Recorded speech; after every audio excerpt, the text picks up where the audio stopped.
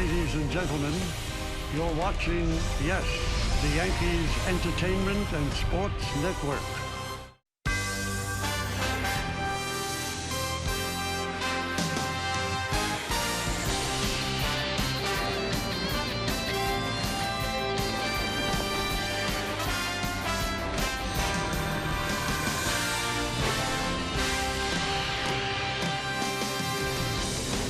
We're in the desert right now, and the Yankees are thirsty for wins, and so are their fans that have made their way out to Arizona and making their way now into Chase Field. It is time for baseball as Benjamin Moore presents the Wednesday game of the week. Tonight, it's the New York Yankees against the Arizona Diamondbacks in the final game of a three-game set from Chase Field in Phoenix, Arizona.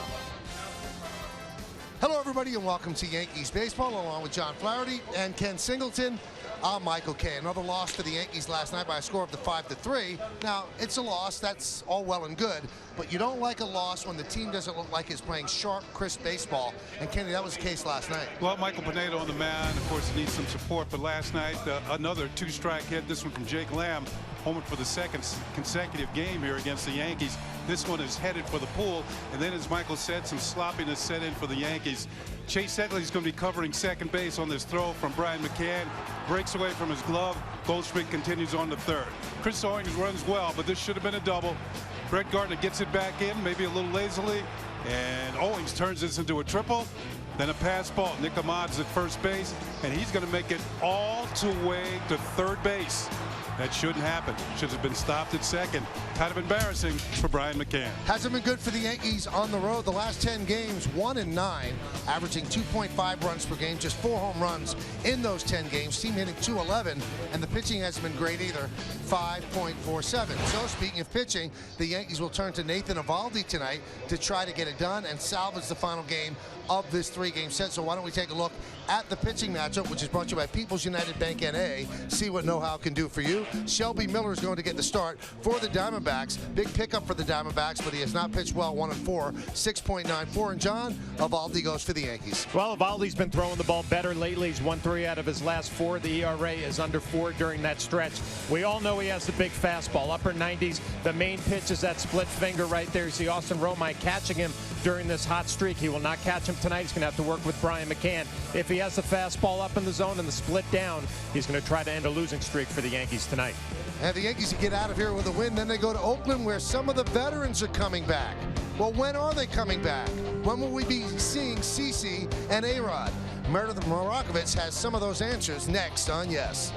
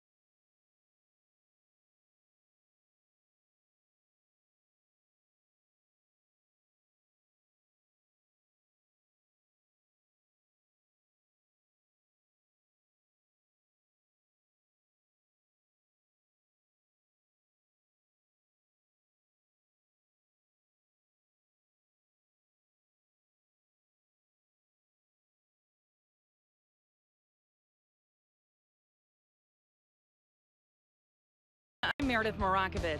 It's time for this evening's injury report brought to you by Montefiore. Montefiore, doing more in state-of-the-art healthcare. The Yankees were pretty hopeful that Alex Rodriguez would be ready to come off the DL when he was eligible tomorrow. However, that is no longer the case. Joe Girardi saying best case scenario is now Saturday. Meanwhile, CC Sabathia is on target for a return on Friday. He will get the ball against the A's. As far as Rodriguez is concerned, Joe Girardi had this to say earlier today. Well, he has to be able to run the bases. You know, he has to be able to go from second to home and those sort of things. You know, if he hits a ground ball, he's out. I don't expect him to, you know, go full out. But he has to be able to, you know, score. Plenty more to come here on the ES Network. When we get back, Shelby Miller gets the ball. Michael Kay with the call. He'll be joined by John Flaherty and Ken Singleton after the break.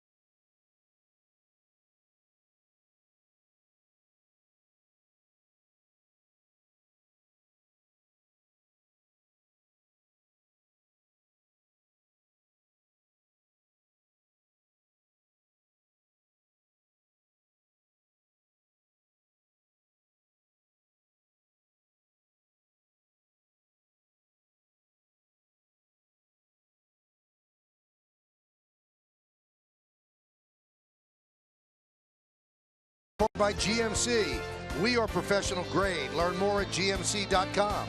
By Benjamin Moore, the official paint of the New York Yankees. By Heineken, open your world. And by Honda, start something special with a great deal on a Honda now at your Honda dealer. Beautiful country out here in Phoenix, Arizona, but it has not been too kind to the Yankees. First game they lose 12-2.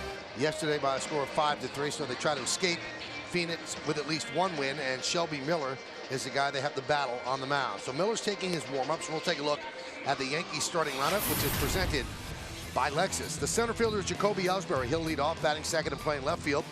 Brett Gardner, Carlos Beltran's in right field, hitting third. The cleanup hitter is the catcher Brian McCann. Mark Teixeira is at first base. He'll bat fifth, batting sixth, playing second base Starlin Castro. Didi Gregorius, the shortstop, will bat seventh, batting eighth and playing third base Chase Headley. And Nathan Eovaldi will pitch, and he will bat ninth. No DH in the National League City. And speaking of pitching, starting this game for the Arizona Diamondbacks will be Shelby Miller, 25-year-old right-hander. He's 0-1 in his career against the New York Yankees. You can see what he's done so far this year. Gotten off to somewhat of a slow start, 1-4 with a 6.94. Let's check out the pitcher scouting report brought to you by your Tri-Honda dealers. No. It's not exactly 1,000 times no, but when he was in high school, he threw 3 consecutive no-hitters. And then he said no to Texas A&M. He's from Texas. He didn't go there. He's #1 draft pick of the St. Louis Cardinals. He signed with them. And as you saw with the numbers, the walks have been a problem. He's tied for the league lead in the National League in base on balls. So 1-4 with a 6.94. The Diamondbacks expecting better things from Miller. Let's take a look at the defense behind him, presented by Geico. We'll get our first look at Phil Goslin in left. We've got Owings in center and Drury over in right. The infield, Lamb, Ahmed, Segura, and Goldschmidt. That's third to first. Wellington Castillo is behind the plate, and Shelby Miller, 25 years old, is on the mound.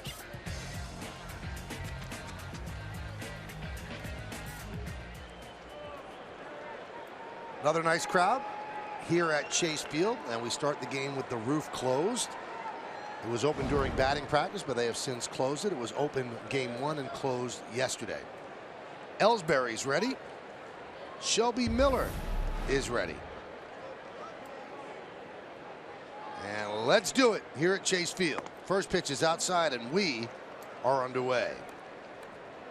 Jim Reynolds is the home plate umpire. Nick Lentz at first, C.B. Buckner at second, and Fielden Culbreth, the crew chief, is at third.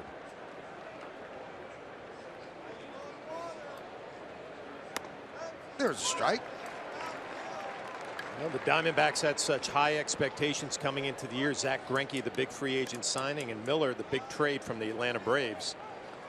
Both of them getting off to slow starts, although Greinke threw the ball well last night. Miller looking to follow it up tonight. Fastball, cutter, curveball, changeup. Popped up on the left side. Long run for Lamb, but he runs out of room. Yeah, one thing about Miller, though, we mentioned the fact he's just 25 years old, but he's already been traded twice. You know, once from the Cardinals to the Braves, and now from the Braves to Arizona. And I don't know if that's a red flag or not, but the fact is he's got a good arm. He's going to be a pretty good pitcher, but he hasn't lived up to his #1 draft pick status as of yet. He made the All-Star team last year, but Kenny, you talk about the walks. 23 walks in 35 innings, and that's amazing. Big reason why he's struggling early on. Did he go? No, he did not. Well, I tried to find out exactly what happened in St. Louis, and the thing that you get is he's very headstrong and stubborn, and he would not pitch the game the way Yadier Molina was calling it.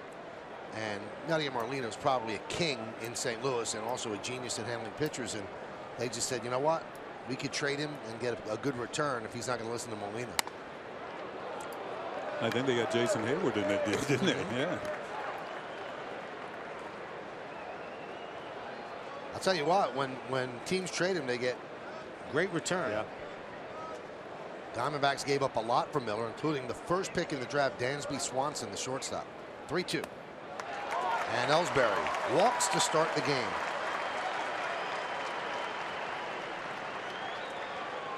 Well, let's look at the game time weather, which is presented by Bigelow Tea. It's 84 degrees, 24% humidity. The wind is 5 miles per hour. It's mostly cloudy.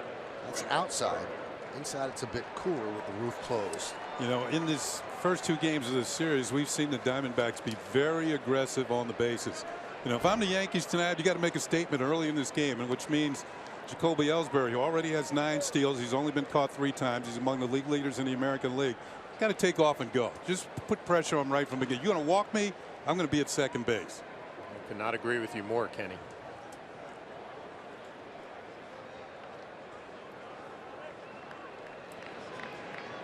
The Yankees felt really good coming out here after that 7-3 homestand. You lose the first 2 games to the Diamondbacks, trying to salvage one here. Move on to Oakland to play the A's. All of a sudden, Oakland's playing better baseball, huh? Yeah, they are. Beat Texas 8-1 today. You know, one thing about the Yankees coming here, they came in here with the Diamondbacks on a 5-game losing streak. And I'd rather have seen the Diamondbacks win one of those previous games, because you know their luck is going to change eventually. You just don't keep on losing unless you're really a bad team, and this is not a bad team. Yeah, they were struggling offensively, but we haven't seen a whole lot of that the last 2 nights. Swinging the bats pretty well.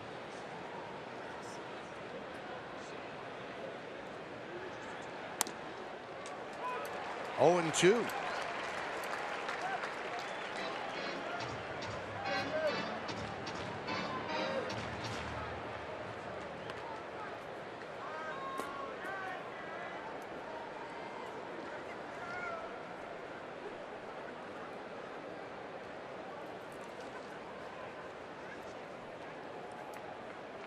Miller works very slowly.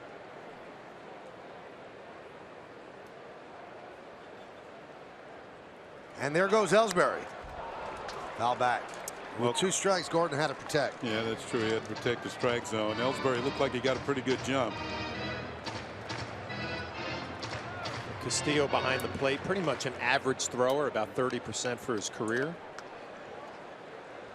You know, those percentages for catchers have a lot to do with who's throwing the ball to them. The pitchers, some of them have quicker moves to the plate than others, and those percentages really don't tell the whole story. I think it's also a mindset of a pitching staff too, Kenny. I mean, I was with the Yankees with Mel Stoudemire, Joe Torre, and had all those great pitchers, and they said, you know what, I'm not going to worry too much about the running game because we'll take care of the hitter with our good stuff. They're not going to get on base anyway.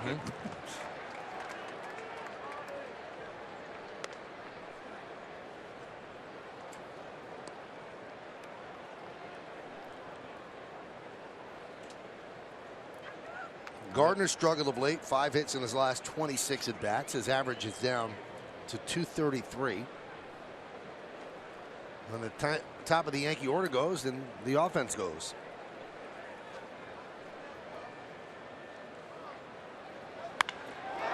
That could go. Going back, Drury on the track. See ya!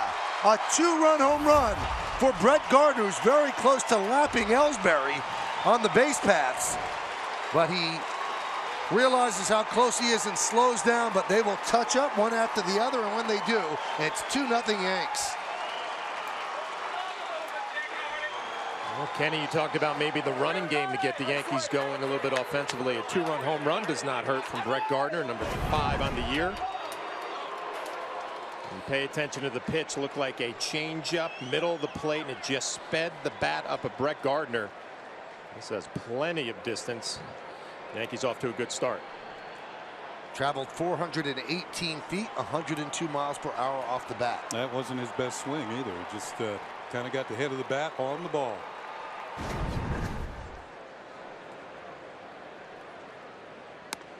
Beltran takes a strike from Shelby Miller.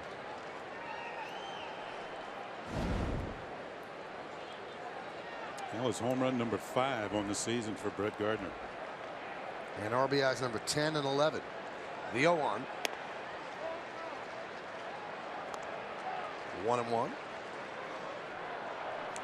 So Miller, who has been struggling to a close to 7 ERA, gets hurt immediately. 1-1. That's also the 9th home run he's given up, which is among the league leaders in the National League. And when you're walking that many, there's a couple things that can happen.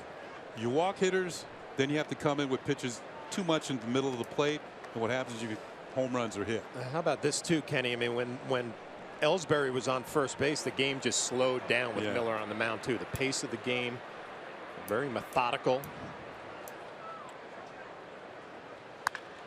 Ground ball to first. Goldschmidt fields and flips to Miller, 1 away. Well, Kenny, you mentioned the home run by Gardner was the 9th allowed by Shelby Miller. He allowed 13 all of last year.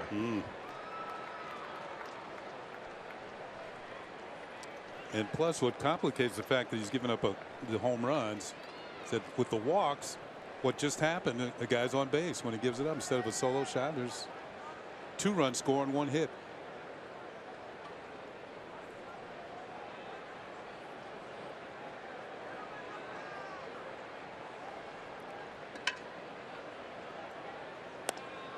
McCann takes low, 1-0. Now let's see how the left side of the infield sets up here, and then coming in a little closer with the fake of the bunt.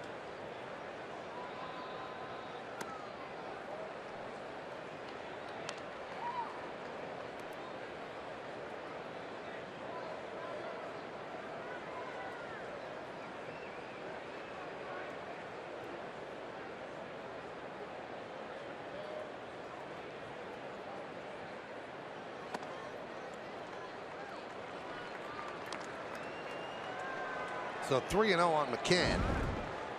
Bryan with 6 hits in his last 23 at bats, hitting .268 overall, 5 homers and 17 ribbies.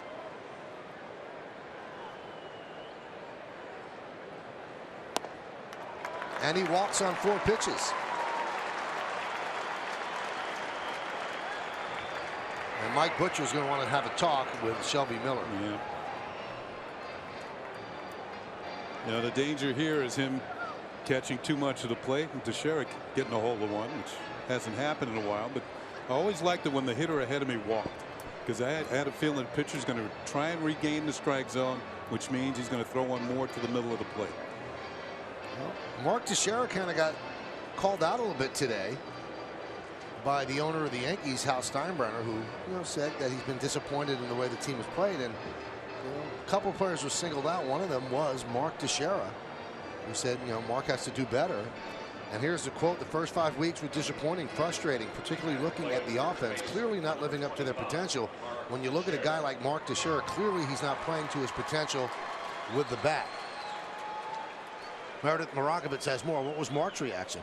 Well, he said simply, "I don't blame him. I've been terrible the past month, especially left-handed." And he commented that he's been around long enough to know that you're probably going to get called out if you're not performing and producing up to your capabilities. And for him, he said, there are no excuses here. I need to do a better job, especially offensively. He was asked once again about the fact that he hasn't hit a home run in over 100 at-bats. And he simply said he's in a little bit of disbelief right now. He's been working. He feels pretty good when left-handers are on the mound, but that swing from the right side, he just has not, from the left side, he just has not been able to get in a rhythm yet. It's always a good idea to agree when your boss criticizes you. I'll tell you what, a lot of the players, when you're not playing well, you're accountable, and when you hear it from the owner of the team, obviously you're going to agree, because there's, Mark Teixeira's got to get it going a little bit, and really a guy, when he gets hot, he can carry a ball club. That one is driven deep to right field, but he didn't get all of it. Oh, what a play by Drury to take an extra base hit away. Teixeira's probably thinking, really? 2 away. That one had a little overspin on it, and it looks like Drury is shaken up out there in right field as he was plastered to the wall by that line drive off the bat of Mark Teixeira. Here it is. I think this had a little overspin and comes up short of the fence. Drury did not. He's into the fence. Solid line drive almost directly over his head. Reaches up. Gets a face full of a fence there. As Teixeira, there's one thing you look for. You look for hitters starting to hit the ball a lot harder when they make outs or whatever, get their hits. And this one's hit pretty well. But a nice play in right field takes away possibly an extra base hit. Well, they're checking out Shelby Miller's left knee. When you see that, when he did get the ball and he kind of lollipopped it in, could not put any pressure to really throw it in. Let's see if he leaves the field.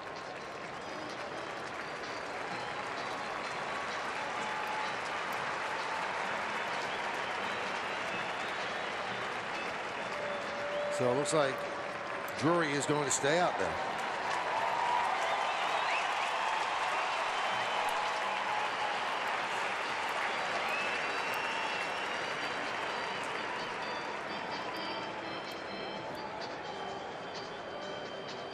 Boy, when you're struggling, to see a play like that made against you, can't feel too good for Teixeira. Well, like Kenny said, you take some solace in that, I hit it hard, but when you don't get any results, obviously frustrating, especially from the left side. An outstanding play. Full extension. Well, you see his knee buckle as his foot hit the ground. Here's Starlin Castro, a runner at first with 2 outs.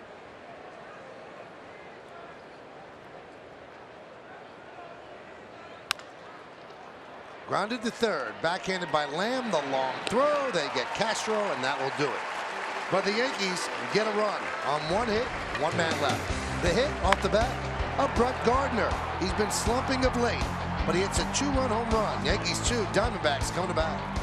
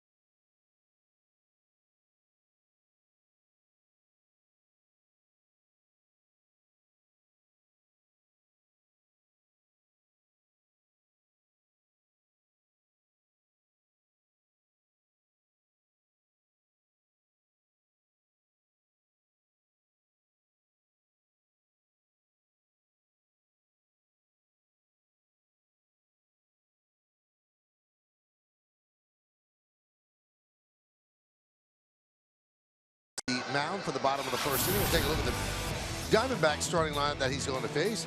Gene Segura at second base will lead off. Phil Gosselin in left field bat second. Hitting third, playing first base, Paul Goldschmidt. Jake Lamb will play third base. He'll clean up. The number 5 hitter is the catcher Wellington Castillo. We've seen Brandon Drury out in right field. He'll bat 6th. Batting 7th, playing center field, Chris Owings. Nick Ahmed, the shortstop, will bat 8th, and batting 9th, and pitching Shelby Miller. There's Nathan Eovaldi, 26 years old. He gets a start in the final game of the series. He is 2-0 in his career against the Arizona Diamondbacks. Those are his numbers on the year, and they have been improving lately. This will be his 8th start. 40 strikeouts in 42 2/3 innings. He throws hard. Let's check out the pitcher scouting report brought to you by your Tri-Honda dealers. Let's cut to the chase right away. He has 4 starts in this ballpark. In each one of the starts, he's gone at least 5 innings, and in each one, he's given up no more than 2 runs. So he's pitched well in this park. Pumping high-octane gas. Only Nola Syndergaard of the Mets averages a higher fastball for among starting pitchers. And right now he's on a mini roll compared to what he did last year when he won 9 straight decisions. He's won his last 2 starts. He's been the Yankees' best pitcher lately. Now a little bit of a change for him. You have McCann behind the plate. He's been pitching to Austin Romine. So let's see if the combination was what was leading to Eovaldi's strong starts. Pitch to Segura is the strike. Yankees have done very little to stop Segura in the first 2 games. 4 for 9. Michael, getting back to your point about Romine, a 3.96 ERA for Eovaldi when Romine's behind the plate, and it's over 6 with McCann.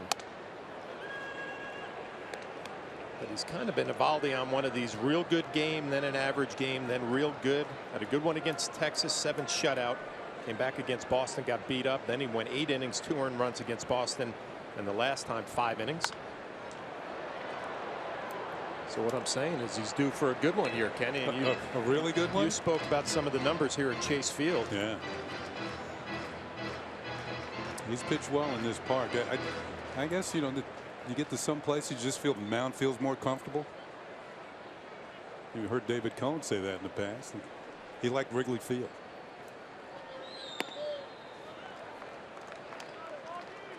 We've talked about Segura in this series, how he likes the ball down. He holds his hands real low.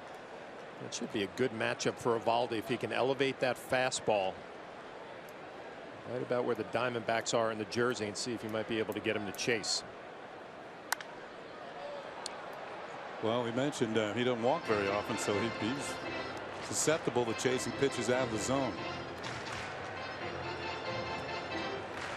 It's so important when you're on a little losing streak here and a pitcher gets 2 runs in the first inning to have that good shutdown inning in the first, get off to a good start.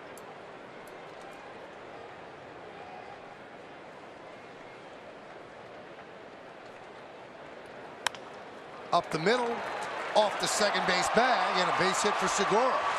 He's going to go for 2, and he'll make it. So a double off the second base bag.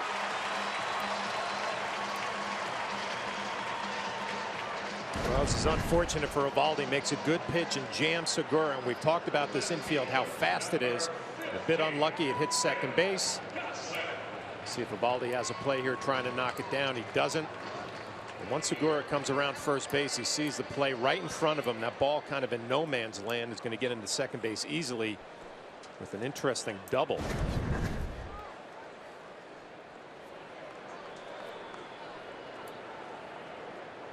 So Segura 5 for 10 against the Yanks in this series. And that brings up Gosselin. Those are the type of hits you get when you're going well.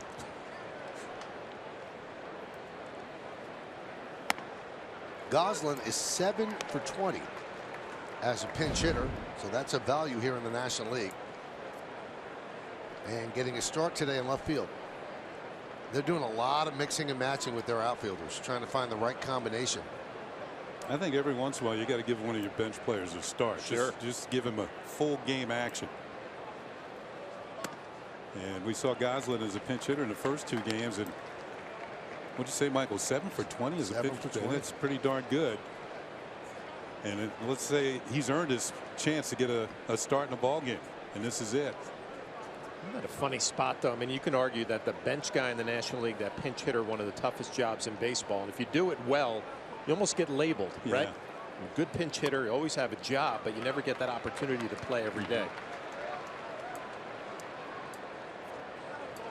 Yeah, but good pinch hitters have a way, even if they run out of steam with one ball club, somebody else will pick you up.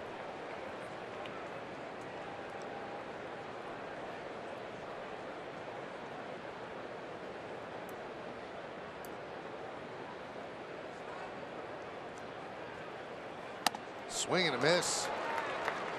2-2. Eovaldi with that good fastball, but more importantly, he's dotting it on the outside corner. Looks like he has a good feel for that. I always liked when a right-handed pitcher was able to get out in front and get that fastball to the outside corner. That told me he was going to be right on mechanically. Yeah, think of a great pinch hitter, Lenny Harris. He played for several teams. Sure. I think he has the all-time record for pinch hits. Segura chased back to second. Somebody like John Vander Wal, very good pinch hitter, played for several teams. Jose Morales, Manny Mota, Rusty Staub, all these guys are very good pinch hitters. That might make them really good DHs.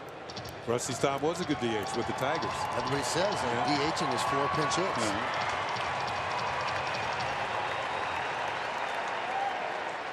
Takes a special talent to be able to do that, though. He had a few opportunities to pinch hit in the National League. You just don't feel right, Kenny. You know, you're used to being an everyday player, and you go through your whole pregame routine. Takes you a swing or two to get loose.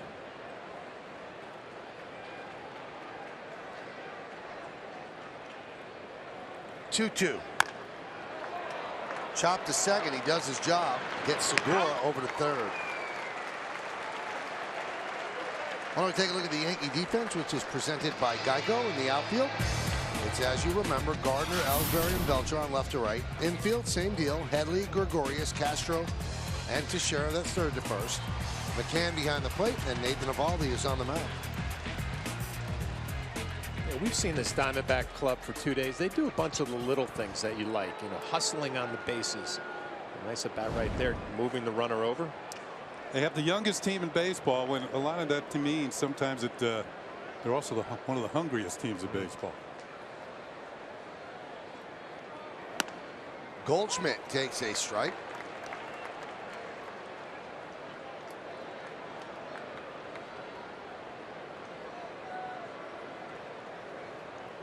Well, Chip Hale has waited a long time for his first managerial job and trying to make the most of it, get his team to play hard. There's a ground ball to third. Oh, they had him at home, and they decided to throw to first, and they get him. So a run scores why Headley did not come home. Well, Kenny and John will have to address that. It's 2-1 Yanks. I'll let Kenny try to address that. Well, this is going to be a little difficult because he would have had him if he initially had thrown home. He looks at him. Now he stops. He stops. Now the throw continues on to first base. And they get Goldschmidt at first. Here's a good look at it. Segura coming down the line, sees the ball caught, says, I'm only halfway home. Now, Headley realizes he had stopped, but continues his throw to first, and Segura scores. It's tough to explain. The play is right in front of him. Segura, I mean, get him by plenty. Yep. He was allowing himself to get into a rundown. Oh, well. Well, those are the things that drive a manager nuts, because we've seen some sloppy inexplicable play. Listen, Eovaldi makes the pitch that he wants. He gets a routine ground ball, and the Yankees don't take advantage of it. You know, I can see if the ball was to Headley's left and he has to go away from third base to make the play, then throw to first. But he was coming almost directly towards home plate, which will lead him a very accurate throw, and he had the angle to make a good throw to home plate.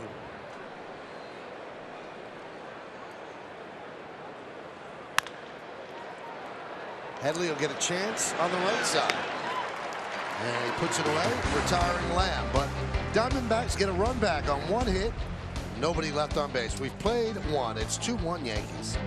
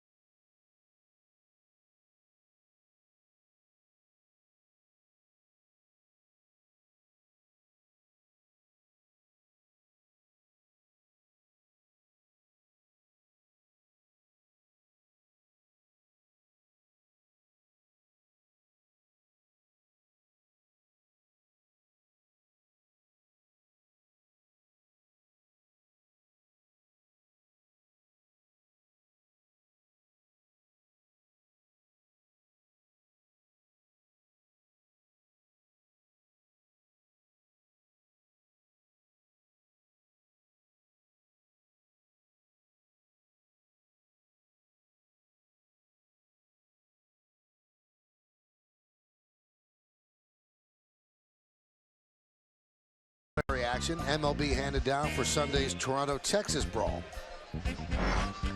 Beth Wellington said not enough games for Bautista. Hard slide, should have been suspended for more than one game. Follow Yes Network and tweet us your responses using hashtag Yankees RAV4 Hybrid to keep the conversation going. Well, obviously it was an illegal slide because they did call it a double play. But is that usually attached to a suspension, or with his involvement in the fight? I think it could be attached to a fine if you're a repeat offender. Wait a second. Let me get this straight here. He got one. He gets one game, but he gets clocked by Odor. Right. Odor got 8 games. 8 games. Both are appealing. Yeah. Not appealing to them. 8 games is a lot of money. And also fined $5,000 on top of the 8 games paid. Yeah, well, like I said, that's why you rarely see situations like that happen now, because the fines are exorbitant. You miss time, you miss dimes. Gregorius swings and misses, 1 and 2.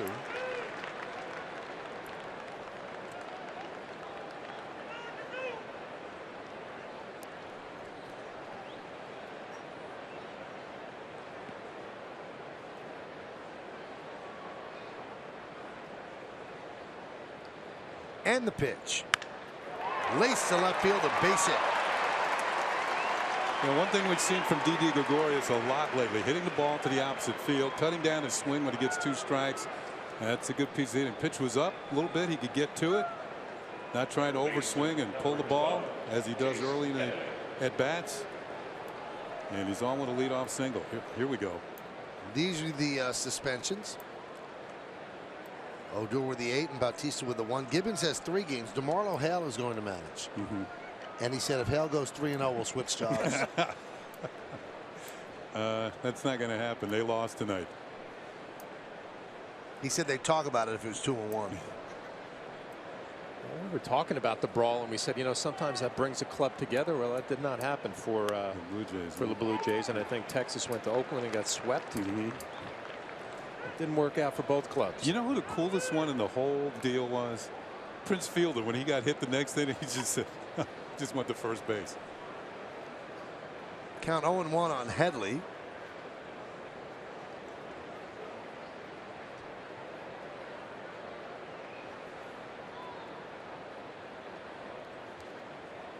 Headley was talking about Greinke to me today and said, you know, there are guys that you go 0 for 4 against or 0 for 3. He goes, and you beat yourself up because you said, I left stuff out there. He said, nobody felt like that against Greinke. He was great. We can't believe that he pitched poorly at the beginning of the year. He said, if he pitches like he pitched last night, he's going to have the same numbers that he had last year. Well, we were told he was making some mistakes and getting beat up because of it. Oh, and that hits Didi. So he is out, and a base hit for Headley. That was headed to right field. Would have been first and third. Oh, that hurt too. I think it got him right on the ankle. It'll be interesting to see who they give the put out to. It should be Goldschmidt, I would believe. He was closest to Gregorius. So that should go 3 unassisted on the put out on Gregorius, and as Michael said, Headley gets a base hit. Is this just the way things are going for the Yankees? Teixeira hits the ball hard, nothing to show for it. Headley hits this right on the nose. Gets that heel of Gregorius.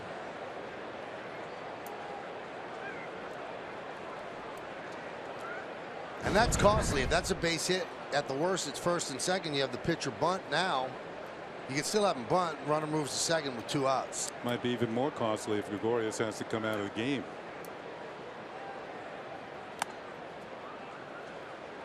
That was tipped into the glove of Castillo. Well, Eovaldi has spent some time in the National League. You see the numbers, career batting. Should be able to execute this sacrifice bunt. Yeah, but he hasn't been doing this for a while. You know what I mean? It's like riding a bike, Kenny. Come on. You think you go out there and bunt right now? No. Me neither. It's like a bicycle with 1 wheel. It seems it. See, it's not as easy as you think. Here it is. He's proper form there, but that's a tough pitch to bunt. Anything up in the zone, it's tough to get down. He couldn't do it. Pitchers are always told if you can elevate a fastball to somebody who's trying to bunt, it's the toughest pitch to get on top of.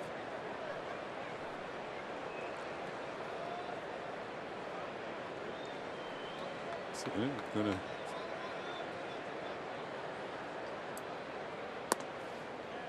I used to call these the punishment. The manager just keeps it on, even with 2 strikes, because if you foul it off, it's a strikeout.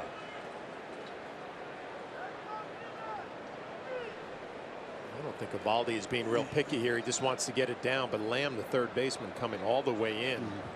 On the grass now, and he'll start creeping in a little bit. Think about the possibility of a double play if that ball is bunted down the third base line.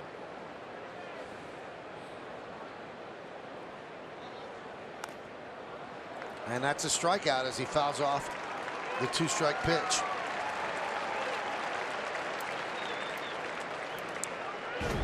What I think here, Joe, even with 2 strikes, Joe Girardi's thinking if he bunts, he'll move the runner over. You know, he doesn't have to run hard to first base. We can keep him healthy and in the game.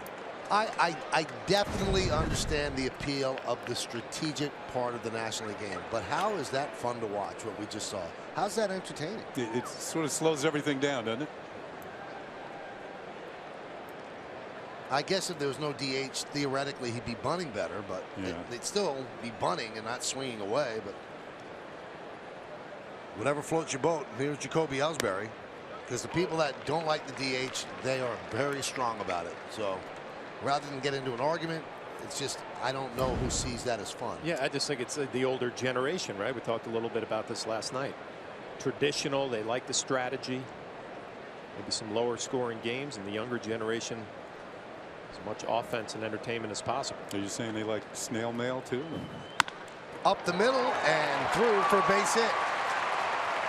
So Ellsbury with a single. Headley moves to second. First and second, 2 outs for Gardner. Ellsbury now 4 for 4 against Miller in his career. He walked his first at bat, so obviously seeing the ball well out of his hand. Let's see, this pitch is kind of right there for the taking, and he took it. Slapped it right back where it came from, right up that little aisleway up there. Going into center field for a base hit.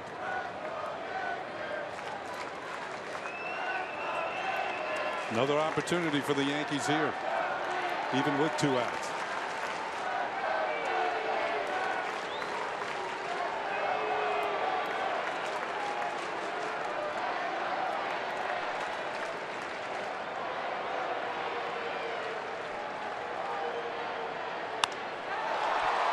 Fly ball.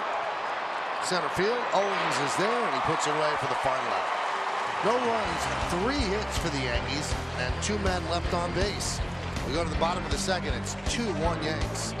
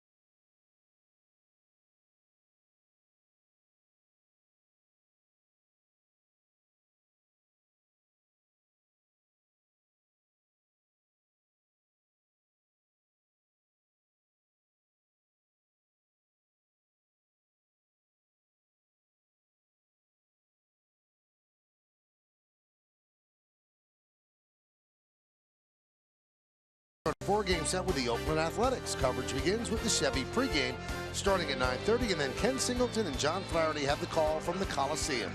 Only on Yes and streaming live on Fox Sports Go. We're going to miss you, Michael. I will miss you guys. It's a small booth in Oakland, though. So you won't miss me that much.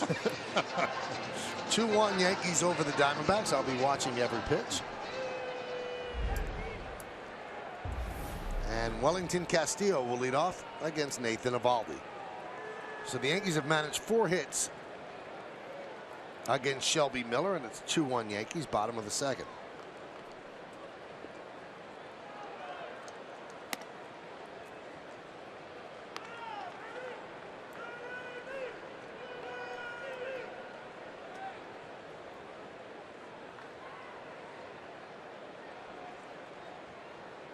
The 1-0.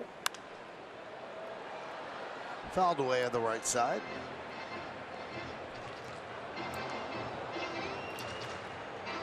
Look up at Castillo and his numbers. 7 home runs already, 20 RBIs, hitting just under 300. Watch some of the swings last night in the first one right there. Just very simple. Direct to the ball. Great nickname, too, Beef. I like that. I know it's early, but you're starting to hear some rumblings about a possibility of an all-star with those type of numbers when you get off to a good start like that. He's still got a month and a half to go.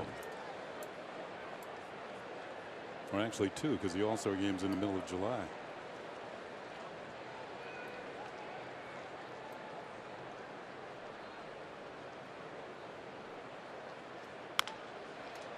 Chopped to short. Gregorius. 1 out. And that'll bring up Drury, and we'll take a look at the Cheap Hitter Scouting Report. Yeah, Drury's, remember, this guy's just a rookie. He's hit .350 in his last 24 games. And he's got the 2nd best home batting average in the National League. .366 in Chase Field. Only Daniel Murphy of the Nationals hits .415 in Nationals Park. And 9 hits on this current homestand for Drury. That's more than any other Diamondback. So he's been hot at home. Moves away from a breaking ball that misses. 1-0. Diamondbacks got him in a trade with the Braves.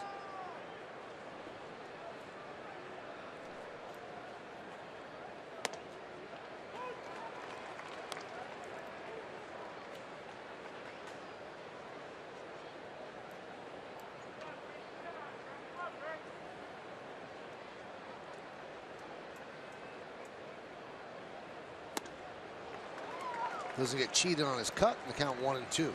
It's been all off speed. Curveball, slider, and now it's split.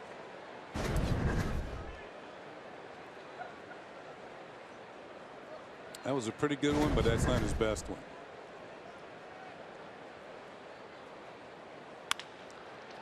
Gregorius. 2 down. So far, all ground ball outs for Nathan Eovaldi. Didi looks to be moving around all right. Maybe a slight little hitch in the get along for now. Looked like it hit him in the heel, the right heel. That's going to bring up Chris Owings, who is batting 7th and playing center. And this guy was drafted in the 1st round as a shortstop and had not played center field before he played it here in April since high school. And the only reason they thought that he might be able to play center field is that Chip Hale, the manager, watches all of his players during BP and watched the way Owings would go after balls and track them and the ability to run them down, and said, I think he could play center field. And since being put in center field, according to the defensive metrics that are out there, he's already saved 8 runs in center field. One thing we know, he can run. He can cover some ground out there. He's made 31 starts in center and 2 at shortstop this year. So you would say he's primarily an outfielder with the ability to move into the infield in case of emergency. Hale actually started this practice of having players shag balls in the outfield during BP in the minor leagues, and they would look to see about the athleticism of certain players, and that's how they got to look at several guys in their outfield that, you know, the Herman, the catcher, has played center field. He's played right field because of the way he goes after balls in BP. Tomas has gone from third base to being an outfielder. 3-2.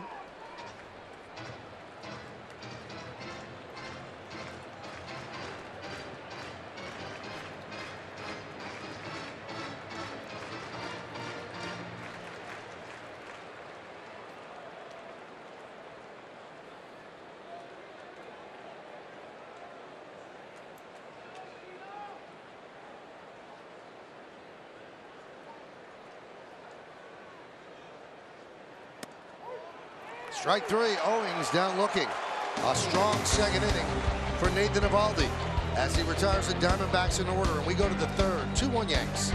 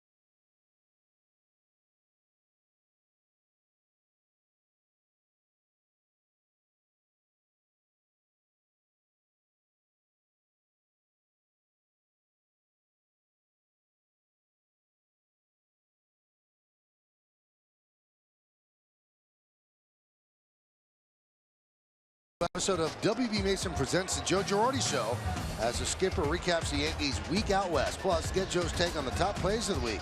All that and more Sunday at 8, only on Yes. All right, we go to the third inning, and Carlos Beltran will lead off against Shelby Miller.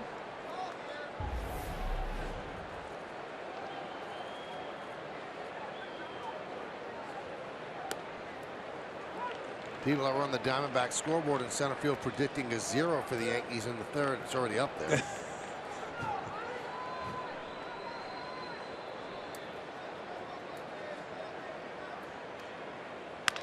Up the middle and grabbed there by Segura. No, that was Lamb on the ship, and he knocked it down, but no play, so a base hit for Beltran. Yeah, on the transfer. Couldn't come up with it. Flashing. This ball gets through the infield. I'll tell you what a place to hit. When you talk about the home runs you see on Yes Mo, brought to you by Mercedes-Benz Tri-State Dealers. Full extension, able to knock it down. But the ball flies here, and the infield is so fast. That's a park you definitely like to hit in.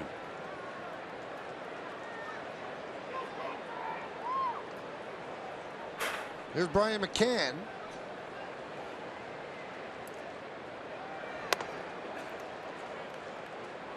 The slowest infield I had ever seen was the old Tiger Stadium. Sparky Anderson would have, the pitching staff when I was there was not very good. He'd tell the grounds crew, you let that grass grow as long as you can. Tough to get a ball through the infield, but everybody was thinking get the ball up in the air in Detroit anyway. Yeah, it was a good home run park if you kept it away from center field.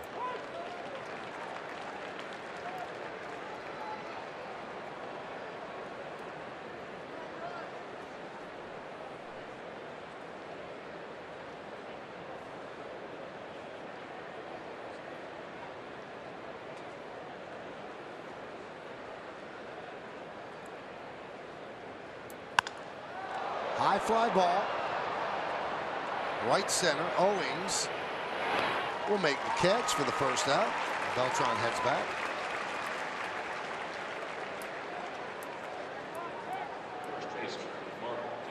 Yeah, you knew the grass was tall at Tiger Stadium when Trammell and Whitaker used to go to the mound and talk to the pitcher. On the way, when they get to the mound, you could only see them from the waist up.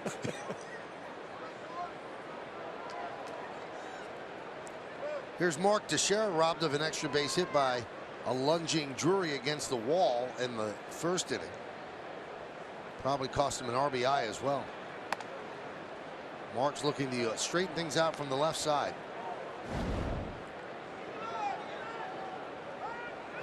Kenny, I can't even imagine the switch hitter. You know, you're struggling from one side. It's tough enough when you're just a straight righty or lefty.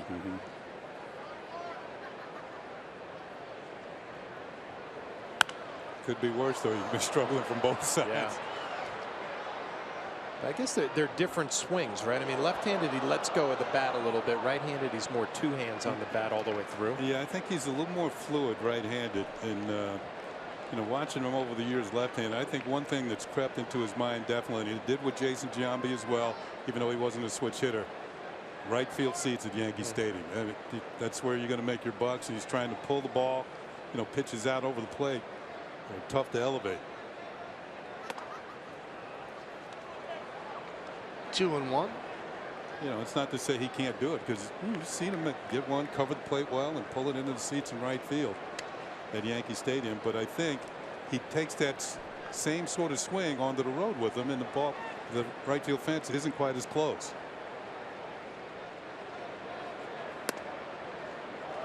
Three and one on Teixeira. Yeah, Miller thought he had a strike. Now here's where he's going to have to throw one, and this is where Teixeira, you got to be ready. 3-1. Castro on deck.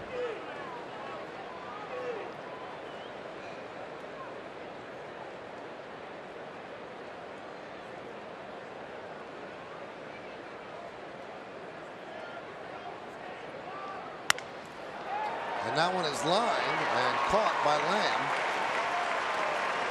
for the second out. Joe Girardi spoke about the struggles of Mark Teixeira before the game today. Just seems a little off.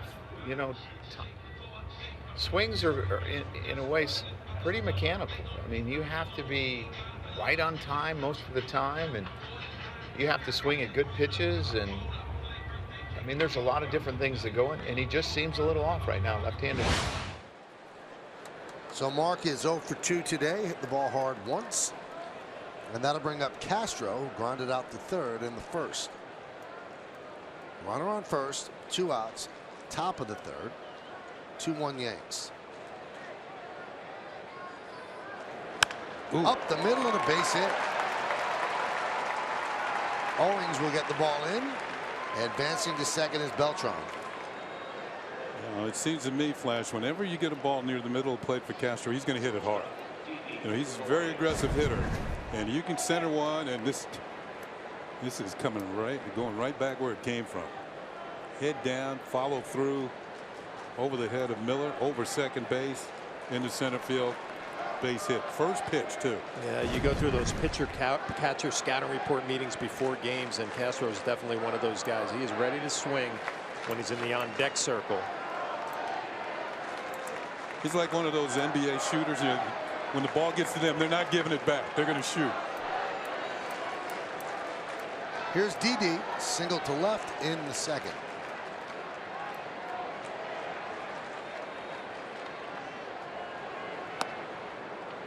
And a strike.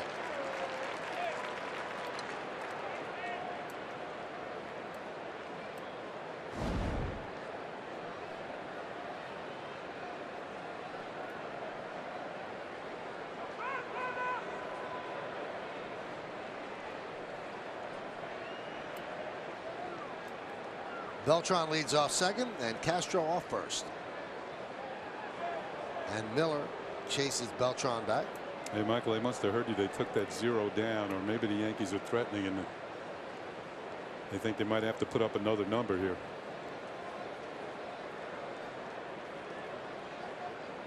Well, the 0 at first was wishful thinking. Now they've got A little bit of a jam here.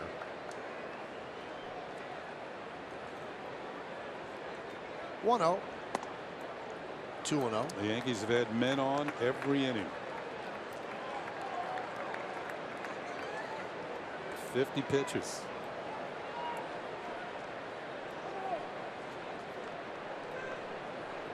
We have the count at 1-1. On the board, it's 2-0. They definitely want to use that 0 when it's not needed.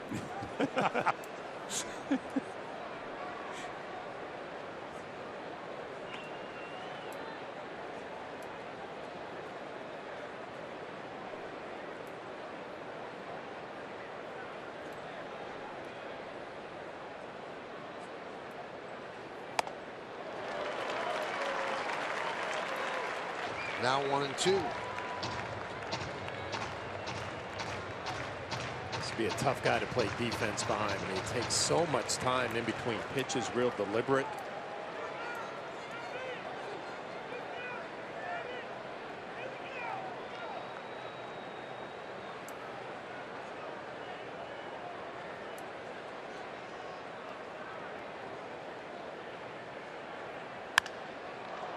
Fly ball. Left side. Goslin will make the play in foul territory for the final out.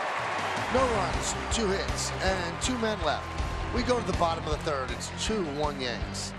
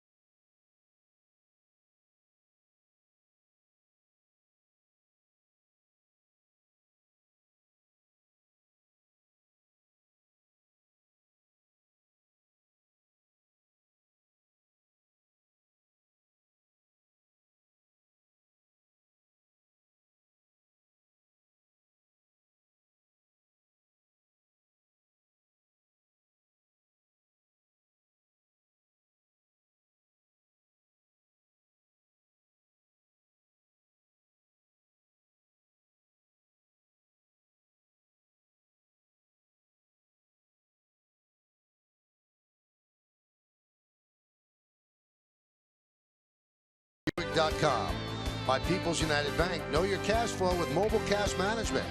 And by your Tri-Honda dealers. Hurry to your local Tri-Honda dealer for great deals on the 2016 models.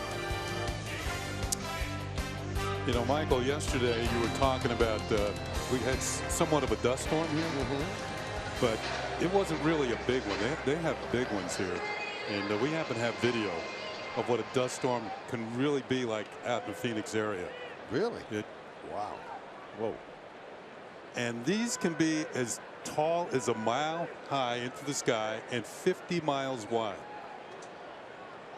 They're called haboobs. Now, I don't know where that name came from, but it can, like, the whole city disappears. As the storm approaches, whole downtown Phoenix can disappear. Airport shut down, everything. And that happens, it starts about this time of year and continues throughout the summer. And do they just happen unannounced, or are they predictable? Well, I guess they're predictable. You can see them coming. I mean, they're out in the desert. The 0-1. Ahmed lifts one to right field. Beltran puts it away. 1 down.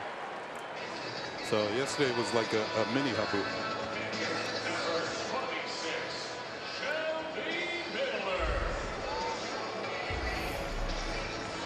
You know what else they have out here? They have snakes. Yeah, they do.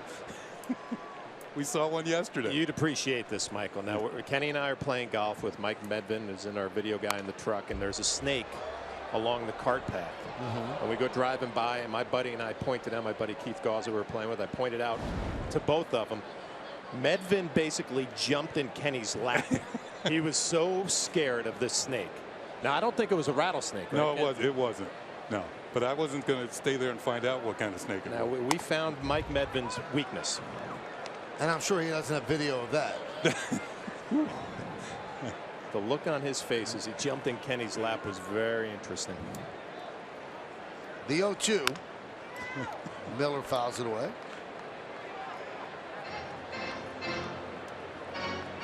Mike's going to be a dad any day now. Any month now. That's what he was protecting himself, right? June 9th is the due date. Yeah. Can't be squeamish. Believe me, you cannot. The 0-2. 1-2.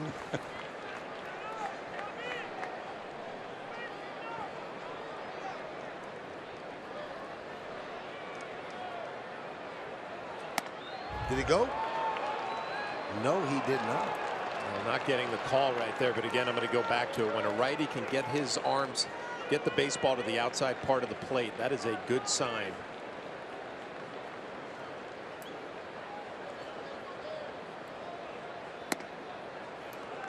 Three and 2 on Shelby Miller.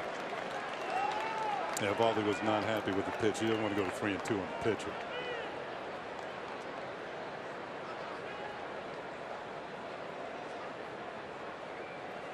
Swing and a miss. Miller down on strikes. Yeah, there's your high octane gas right there. Too much for Miller. Blew it right on by him. Second strikeout. See if you can hit this.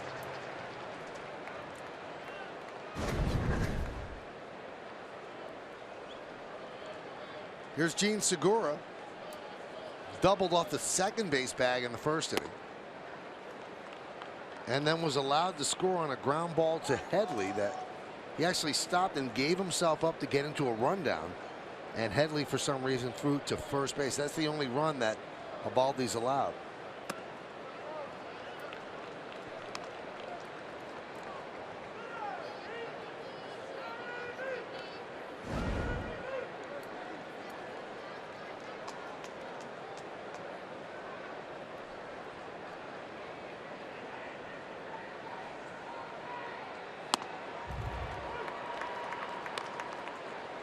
Two and one.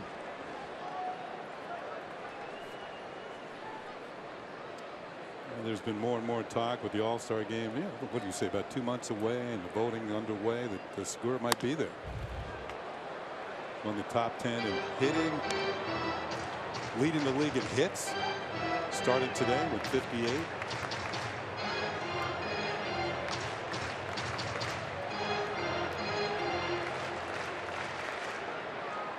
He's been an All-Star once. That was when he was with the Brewers.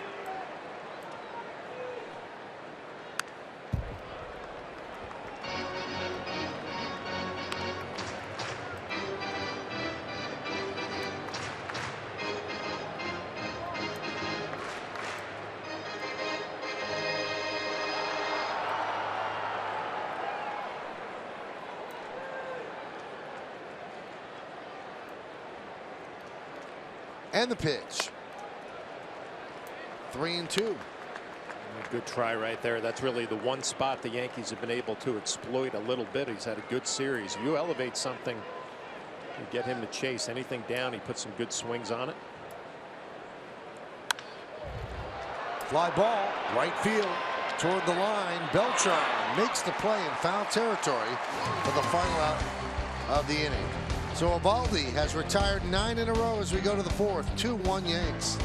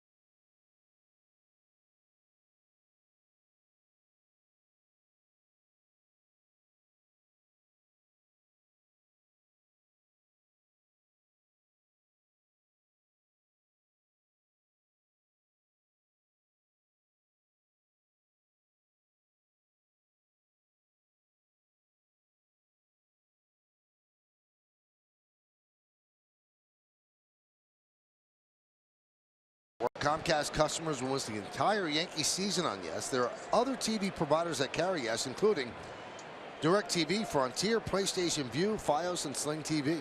Don't miss any Yankee games on Yes. For more information, go to keepyesnetwork.com. Here's Headley. Singled his first time up, actually singled off the leg of Didi Gregorius. So Gregorius was out, and Headley did get a hit out of it.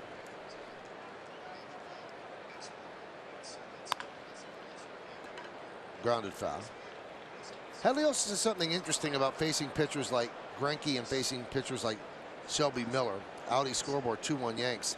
He said, I would much rather face a guy who's got this unbelievable filthy stuff. He's going to come right at you and try to overpower you. He said, than face a guy like Greinke, who throws 91, 92, but works on the fringes of the corners and the strike zone. He said, those are the guys that give you more trouble than the guys that come right at you and just try to overpower you. Well, we talked about Greinke last night and how many different speeds he can cover. The fastball, sink it, cut it, curveball, changeup last night was outstanding for him. And I agree with Chase. I mean, you face a guy like Miller, you know you're going to get a fastball, you're going to get a cutter that's a little bit off of it, and maybe an occasional curveball changeup. And he swings and tips it into the glove of Castillo. One away. I guess my point is I hated facing guys that could cover all these different speeds, you know, 92 to about 78. This is Greinke with that curveball. The changeup was filthy last night. Great arm speed, diving away, and the lefties had a lot of trouble with it. And by the way, he can dot a fastball in the outside corner when he needs to. Everybody knows Greinke's going to figure his game out, and the Yankees got a good look at it last night. Nathan Eovaldi, big cut and a foul back.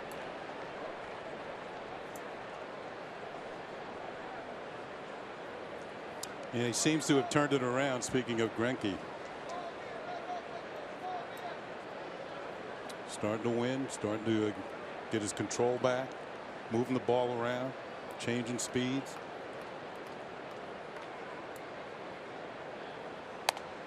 And the Diamondbacks thought that was such a big free agent signing. Obviously, you get a pitcher of that level, and you take him away from a division rival, and the rumor was that the Giants were also in play for him. You keep him away from them. So they probably went above and beyond what they wanted to give him, but they felt they were getting that top flight sort of pitcher. And they want the extra year. He's 32. They gave him a 6-year deal.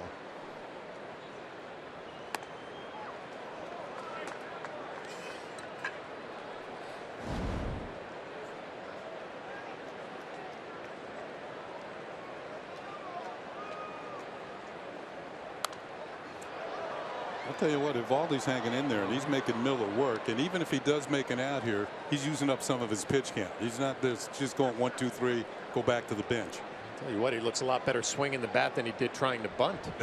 Getting his hacks in.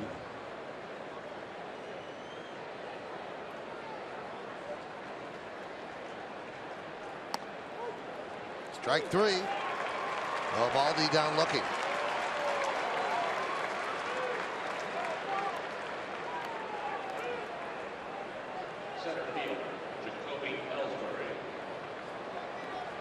Three strikeouts for Shelby Miller.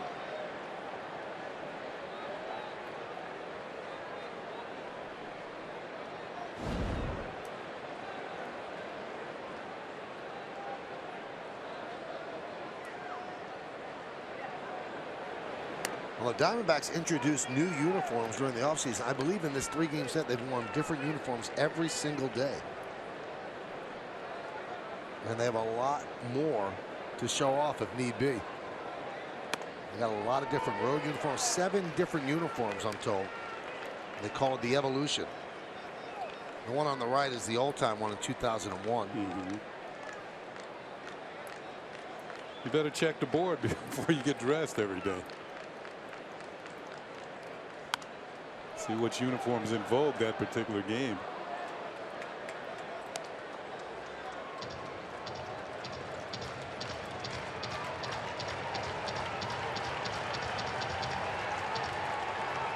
They're pretty sharp uniforms. Yeah. But it kind of plays against the definition of the word uniform. Hit sharply to short. And past Ahmed in the left center. Going for two is Ellsbury. And he'll make it. That's what Ellsbury could bring to the party when he's at the top of his game. Speed, changing the dynamics of a game. Well, you know it had to be a difficult play if Ahmed couldn't come up with it because he's pretty sharp with the glove. Ellsbury here is going to turn. He takes a look at where the outfielders are. They haven't reacted quickly enough for him, but he reacts quickly enough to get the second base. So he's given a double. He's 2 for 2 now. And you could do that in this ballpark. It's so deep in center field. You have to guard against the ball over your head. 407 to dead center and 413 on either side of dead center. And that gives you a lot of a gap there in right center and left center. So you circle the ball like Owings did, and Ellsbury took off for two. Here's Gardner, who had the 2-run home run in the first. That's the Yankees scoring. Yankees have 7 hits against Miller. Watch the Yankee dugout when Jacoby Ellsbury went for second base, and they were all fired up about it. That aggressive base running gets a club going sometimes, even more than a home run.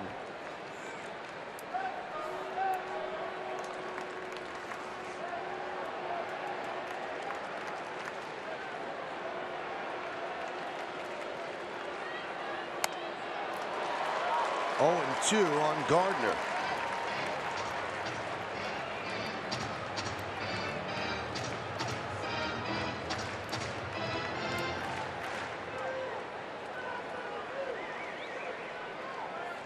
This will be the 70th pitch for Shelby Miller.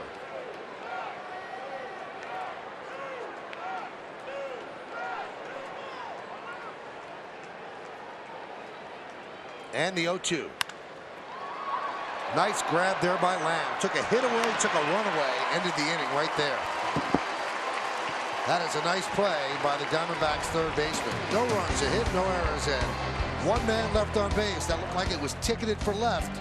But Lamb had other ideas as we go to the bottom of the fourth.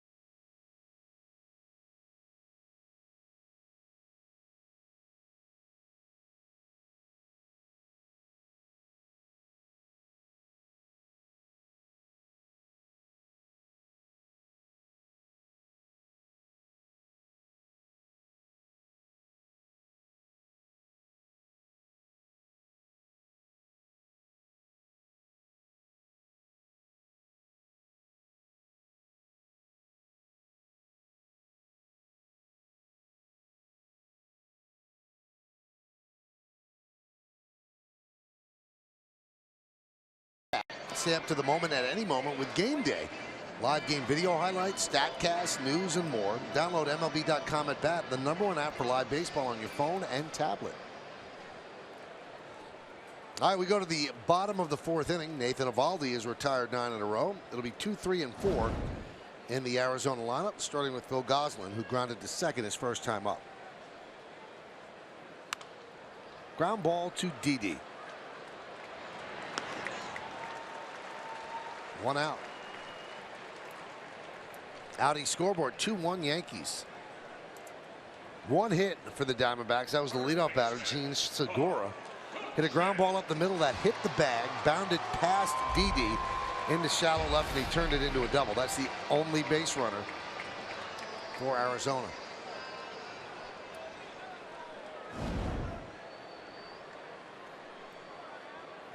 We talked about Eovaldi getting that fastball away from the righties, being able to hit that outside corner. He's done a good job dropping that curveball in early in counts as well. A nice weak ground ball. Tried it again and misses.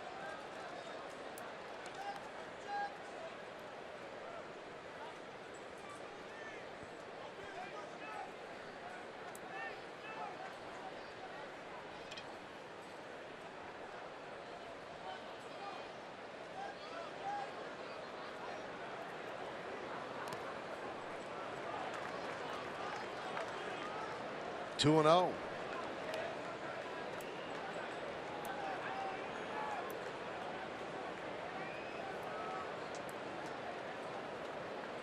Castro shades up the middle for Goldschmidt, and pulled off the line at first is Teixeira. And the pitch. 2-1. Good pitch, was not a fastball. Yeah, Goldschmidt's up there 2-0, expecting something he could really lean on, and drops a breaking ball in there for a strike. Nice pitch.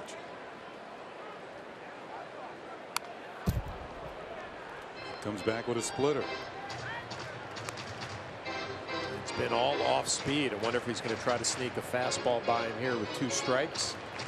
Goldschmidt has such a simple and quiet approach. Probably going to be tough to do. Get that fastball by him.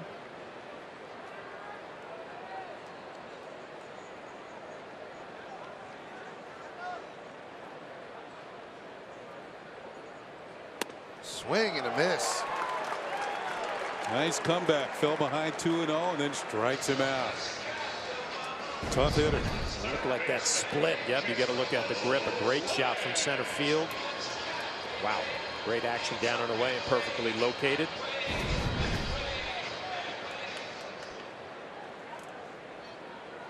Now, from the second half of the season on, say from the All-Star break, Eovaldi was one of the best pitchers in baseball last year.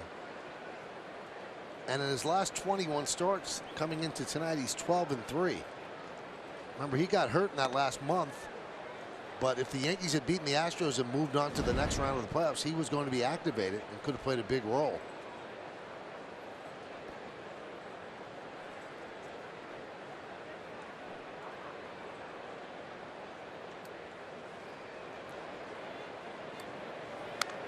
Lamb fouls it back, 1-1. I told you Lamb has hit home runs in the first 2 games of this series. First time he's ever done that in his career, homered in consecutive games. This is a guy, you know, we don't get to see him very often, but you can see that he's going to be a player. Yeah, bright future. Yeah.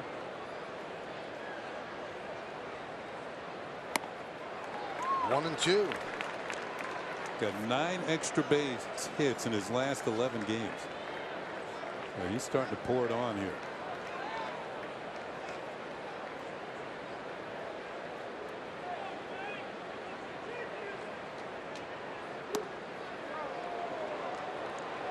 Two on Lamb.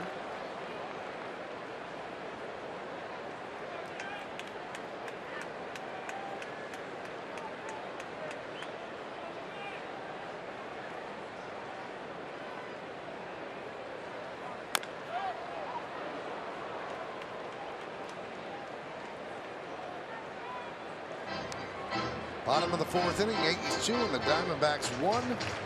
We're at Chase Field in Phoenix, Arizona. After the game, the Yankees will head to Oakland, where they begin a 4-game set against the A's tomorrow night, Friday night, and then Saturday and Sunday afternoon. There's a breakdown on the pitches by Eovaldi, 57 in all, 58 we have. And the pitch. Swing and a miss. Strong inning for Eovaldi, who has retired 12 in a row after the double by Segura in the first. We go to the 5th, 2-1 Yankees.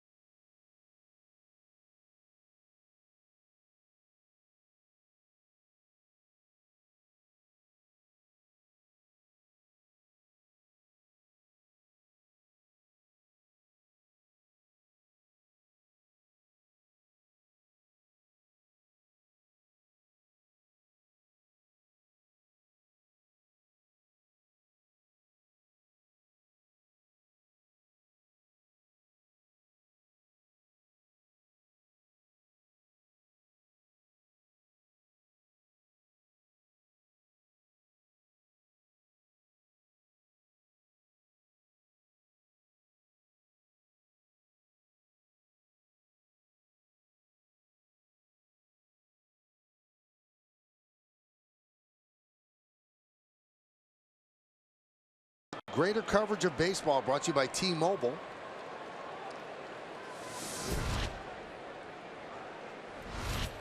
Yu Darvish is expected to make his final rehab start on Sunday, so that will help the Rangers. And Jose Reyes is going to report to Rockies spring training facility tomorrow. And the Rockies are going to have quite a decision to make, especially with the start that Trevor Story has gotten off to, and they still owe Reyes a lot of money when he does come back after the trade from Toronto for Troy Tulowitzki. So they got rid of Tulowitzki's contract, but they have Reyes's with the baggage that goes along with it. Cadillac scoreboard 2-1 Yankees as Beltran chops one foul.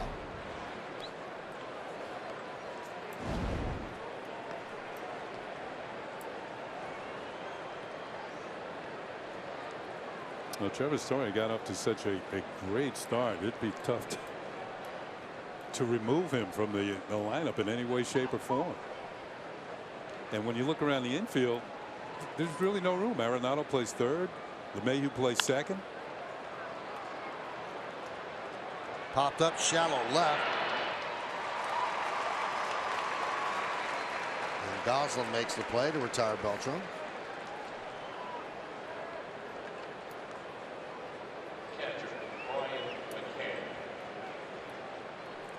That's going to bring up McCann. Walked in the first and a fly ball to center in the third.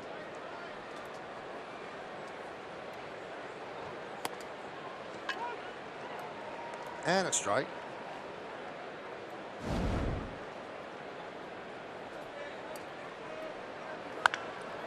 Ripped down the right field line. It's a fair ball. It'll go into the corner. Drury has to chase it in the corner, and that allows McCann to get the second easily with a double.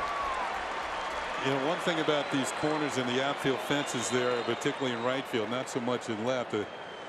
Those chain link fences, when the ball hits, the ball just stops, stays right where it hit the fence, as opposed to carrying off a wall.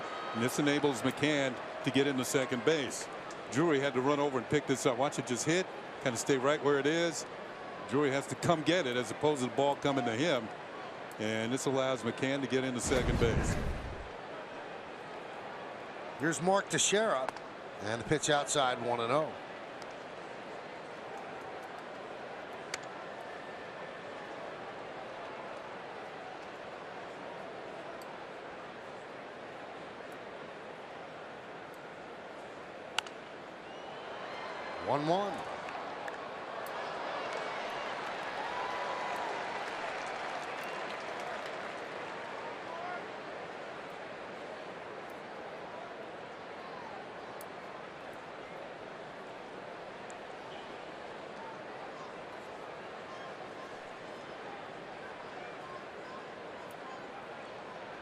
One. One to Teixeira. 1-2.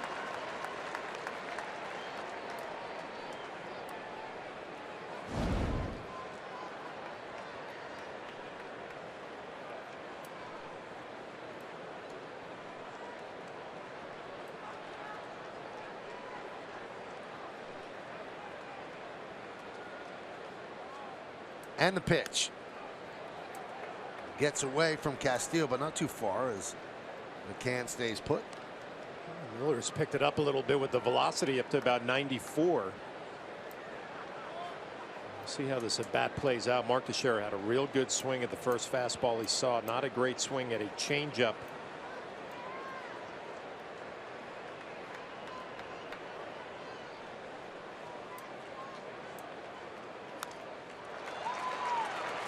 Just stays alive.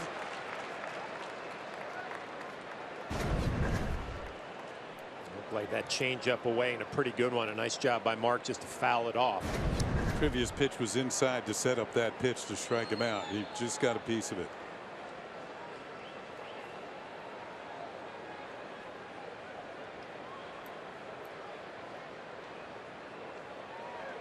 Swing and a miss. He struck him out. Teixeira 0 for 3. And that will bring up Castro.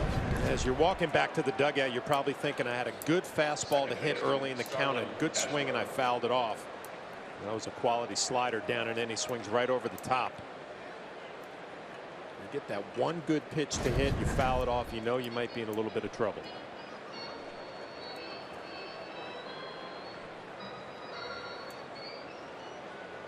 wonder what that conversation was right there from Castillo going out to the mound. We got Castro coming up here. First pitch fastball hitter. Yeah. So make sure we're on the same page. Probably go off speed earlier. If you do throw a fastball, throw it out of the zone to use his aggressiveness against him.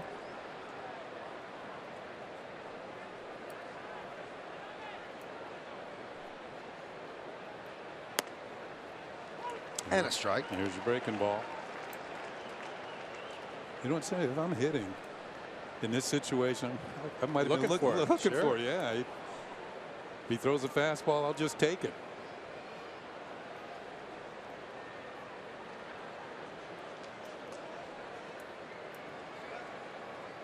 The 0-1. 1-1.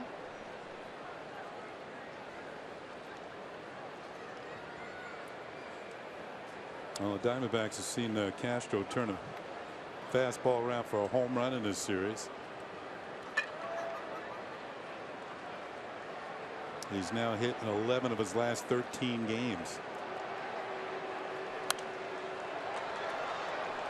Well, if you think back to last night's game, we've talked about Greinke. Really, the one mistake that he made was the fastball to Castro, but he didn't miss it. He hammered it.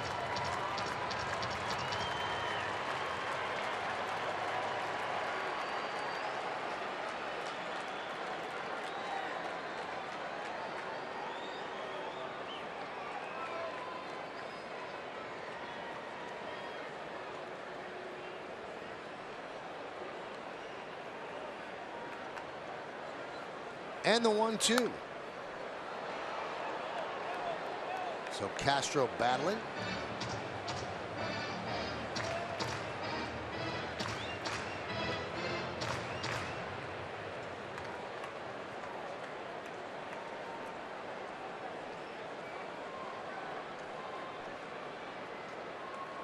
McCann leads off second. The Yankees lead 2-1. We're in the top of the 5th inning.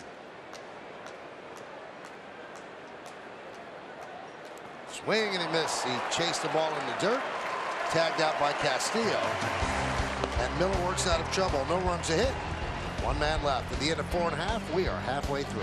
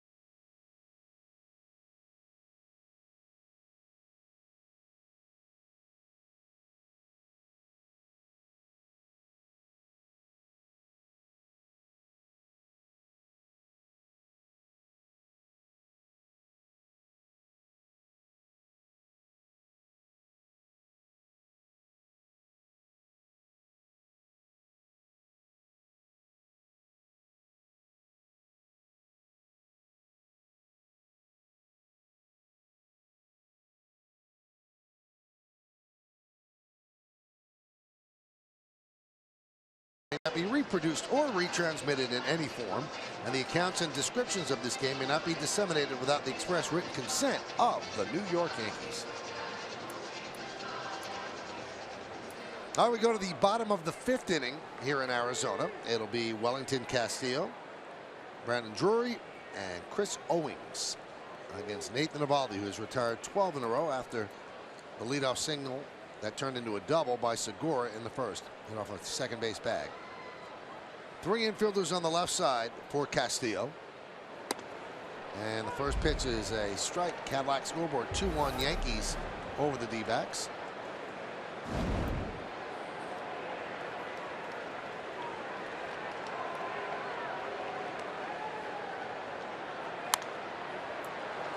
We're watching Brian McCann behind the plate, and if you think back to last night with Michael Pineda, and talked about McCann not really knowing what you were going to get when you put that slider down. Tonight, totally different situation. Eovaldi has everything. Good location with the fastball, good split, off speed early in counts. And Brian McCann, if you're calling a game tonight, this is a whole lot easier than it was last night.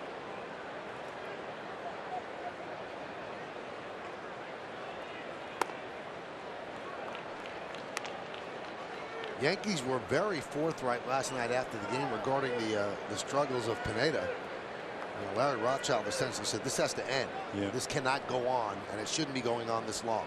Adjustments have to be made, and he has to make them. You could tell that he and Joe Girardi were not happy with the way that the performance by Pineda, particularly with, you know, 2-strike hits, 2-strike home runs, hanging sliders when you know, he's fought his way to get ahead in the count, and then all of a sudden he throws a, you know, beach ball up to the plate. Good pitch there. Gregorius gets a nice hop. And it really is frustrating for a pitching coach and Larry Rothschild in this situation, because Pineda shows it to you. You know, he goes in the bullpen, everything's great. He goes out in the game, early in counts, the slider's fantastic. But with 2 strikes, for some reason, overthrowing a little bit and paying the price. Yeah, let's not forget that he did strike out 9 batters in 5 innings last night. And, you know, he's done that before, where he's had not a particularly good performance, but he struck out a bunch of guys. There's a lot to like. Here is Brandon Drury. He grounded to short in the second.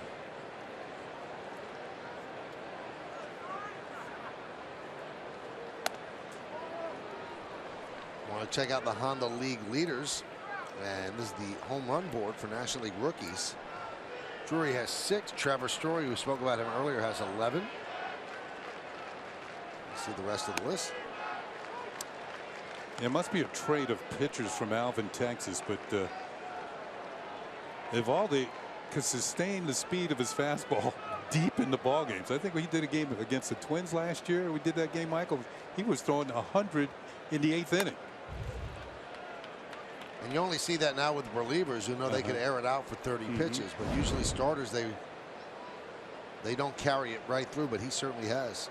And of course that other pitcher from Alvin, Texas, Nolan Ryan, who well known for his fastball. Didi. Let's see, 1, 2, 3, 4, 5. 5 assists for Didi Gregorius. Kenny, you talk about the velocity on the fastball, but you watch Eovaldi tonight. He's not throwing, he's pitching. A 2-1 slider there right over the plate. Nice little ground ball to short. He's doing a good job changing speeds, hitting his spots. Yeah, 5 assists for Didi, 2 for Headley, and 1 for Castro. So a lot of ground ball outs tonight. Here's Owings. Breaking ball strike. Nasty hook. Got everything. He's got every pitch. The get ahead in the count curveball. You drop it in there for a strike.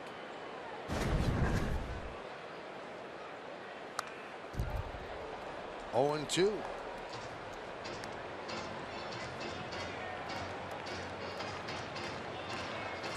Good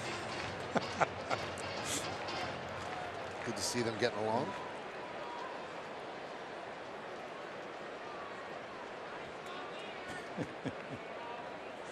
Oh, man.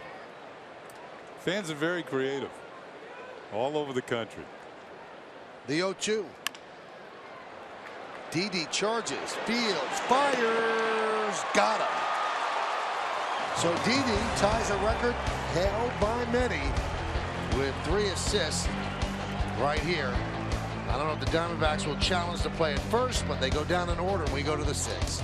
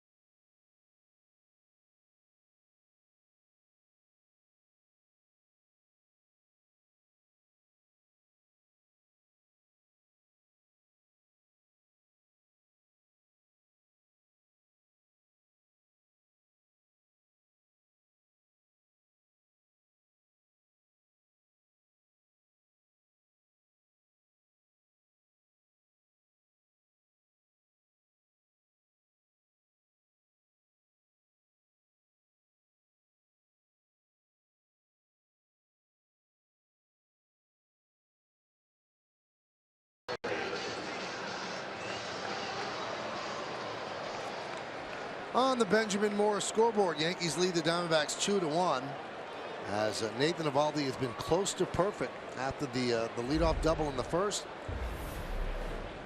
15 up, 15 down. Here's Gregorius. He chases a pitch up in the zone. 0-1, and for Miller, he put some runners on base, but the only big mistake he made was a 2-run home run to Gardner, the second batter of the game. Yeah, like the Yankees have left men on base in every inning. Nate's getting ready.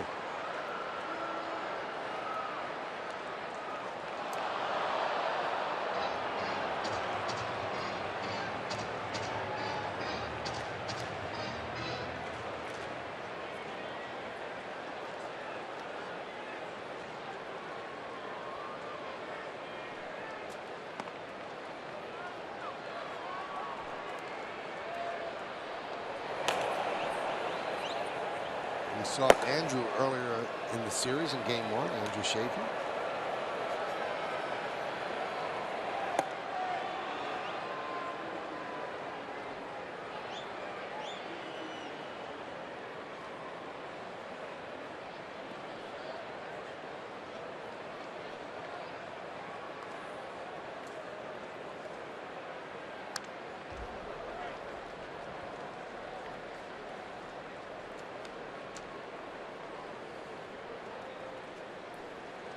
Didi singled in the second, then got hit on a single by Headley, so he was out.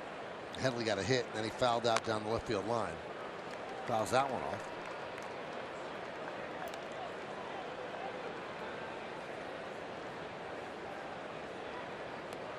Miller with that elevated pitch count and his spot in the order due up second next inning.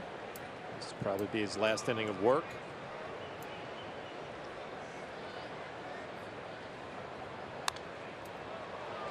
Fouled over the screen behind the plate. Well, the Yankees have been able to draw over 30,000 per game here in the Diamondbacks averaged just over 26,000 a game. So for a Monday, Tuesday, and Wednesday, pretty good crowds here in Arizona. Broken bat Looper, and Segura makes the play. And let's go back to 2004. Randy Johnson became the oldest pitcher to ever throw a perfect game at the age of 40.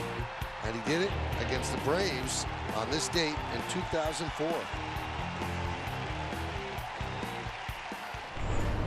The catcher was happier than he was. Nothing to yell about. And he also won the race today. He's having a big day.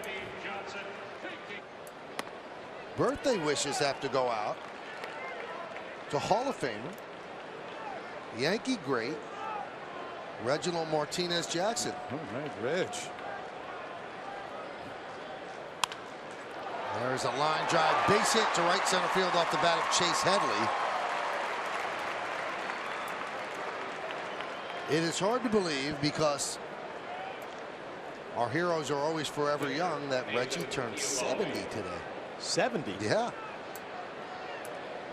It's a great shape for 70 years old. Great shape. Yep.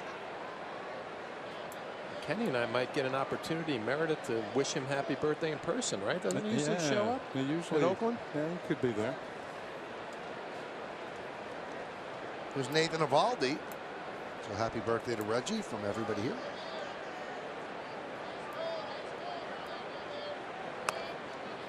And a strike to Eovaldi.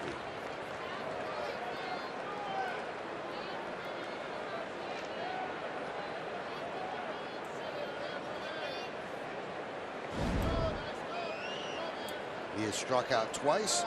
Tried to bunt a 2-strike pitch and bunted it foul in the second. That's a strikeout. Then struck out looking in the fourth. And he bunts that. Goldschmidt fields and flips to Segura, so the sacrifice is successful. 3-4. Well, Flash, you had said he had some experience bunting in the National League. In those years with the Marlins. Gets the job done.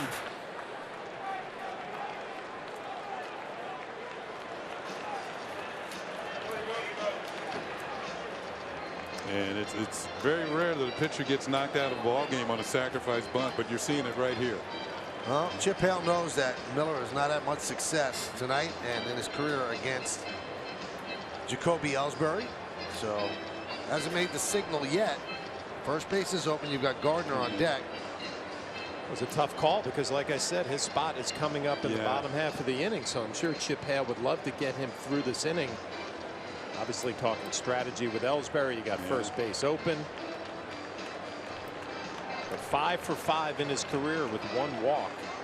You think, John, that was one of those things where Hale wanted to look in his eye? You talked him out of it? No, I don't think so. I think Chip Hale went out there knowing the numbers that we talked about, knowing first base is open, and knowing he wants to get him through this inning so he can pinch hit for his spot in the bottom half. I think everybody just wanted to get on the same page on what they were going to try to do here. Well, even if he pitches around Ellsbury, Gardner's hit a home run off him tonight, hit a line drive at third base, so it's not as if he hasn't swung the bat well against him too. So this is a tough spot. Tough call for a manager, huh? Yeah, it is. Fly ball down the left field line. Foul. Okay, so what was the strategy session? We're coming right at him with a 93-mile-an-hour fastball right down Broadway.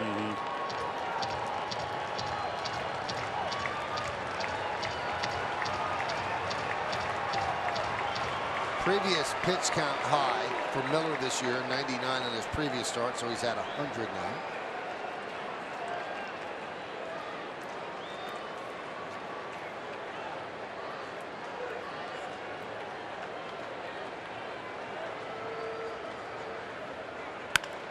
Ground ball and a base hit to left field. Headley rounding third. He's coming home. He'll score. Ellsbury with an RBI single, and it's 3-1 Yankees. I don't think that's what he had in mind. Give Nathan Eovaldi a lot of credit for getting the man over, and Ellsbury for getting him in, and Ellsbury's the one who knocks him out of the ball game. Well, the strategy didn't make much sense. Even if he was due up next, you just double switch, and there's your pinch hitting appearance, and he's taking him out anyway. And Ellsbury burned him with the RBI single. We'll be back.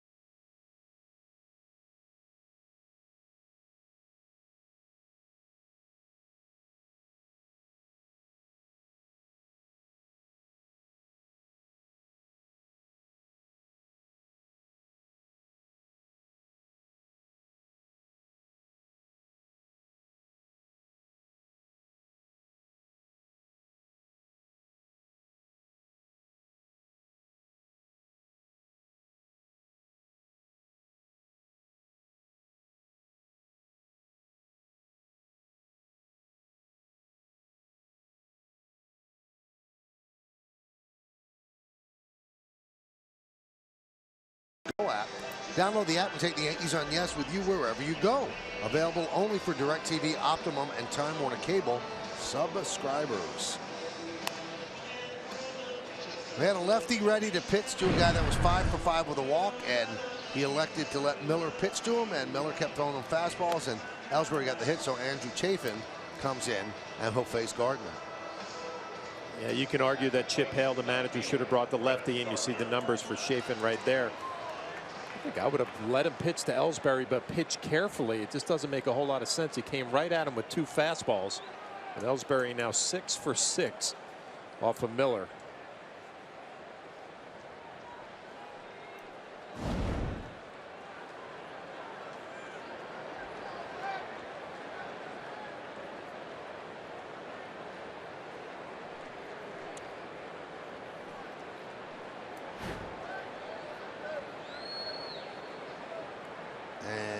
The throw is to first.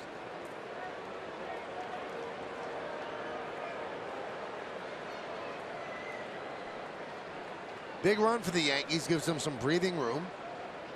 They're up 3-1.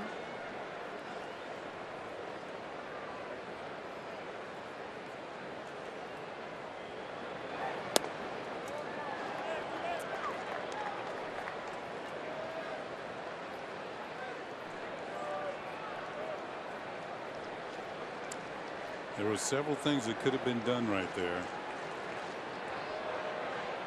including bringing the lefty in. And I know it was a pitcher spot coming up, but you just pinch hit for him next inning.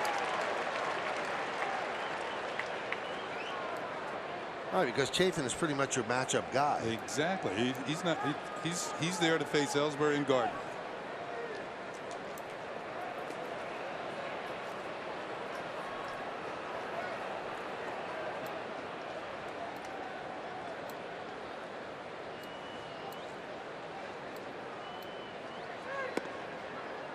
Two and one.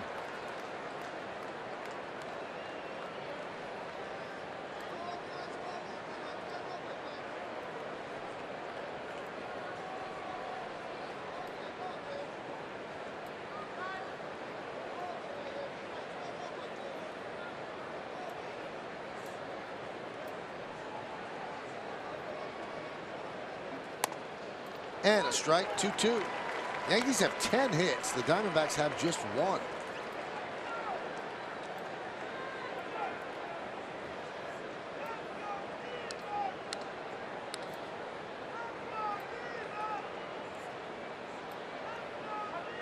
Two balls, two strikes, two outs. Runner on first. We're in the sixth.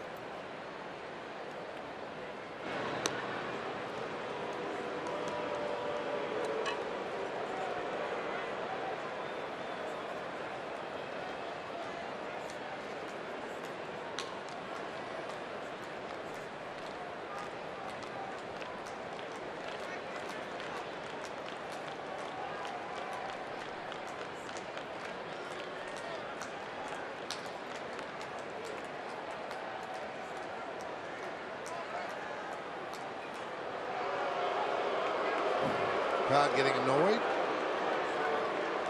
Usually that's reserved for the visiting pitcher.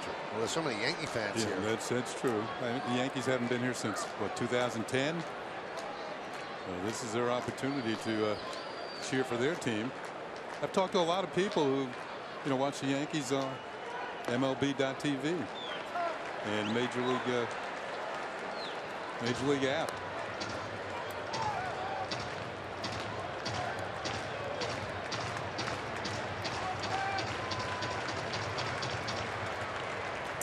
Also, the extra innings package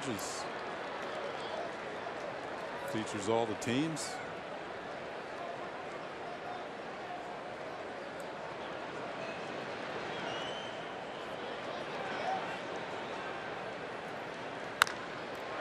That one is chopped to second. Segura is there, and that'll do it. But the Yankees get a run, and this is the anatomy of a run. You get a single. Then you bunt him to second, and then Ellsbury drives him home. 3-1 Yankees.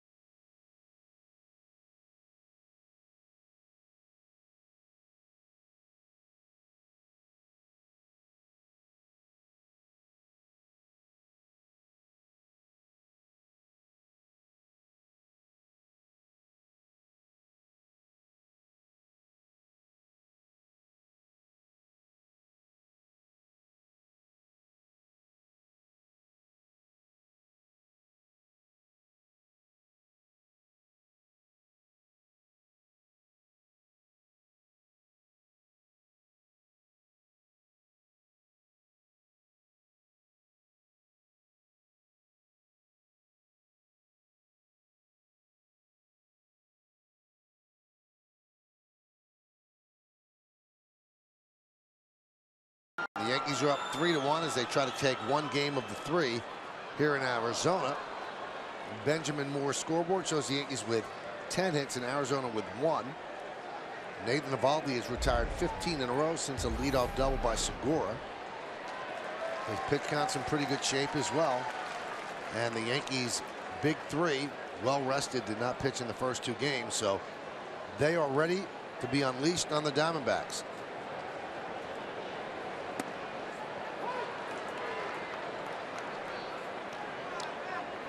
(0-1) on Ahmed. Michael Bourne is on deck to pinch hit for the pitcher. Dellin Betances is up.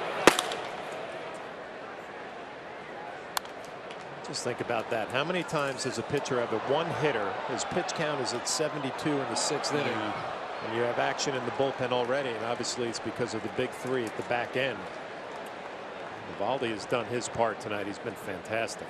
I think he's up just in case trouble starts to brew. But if he continues to, mow him down, they're going to keep him in the game.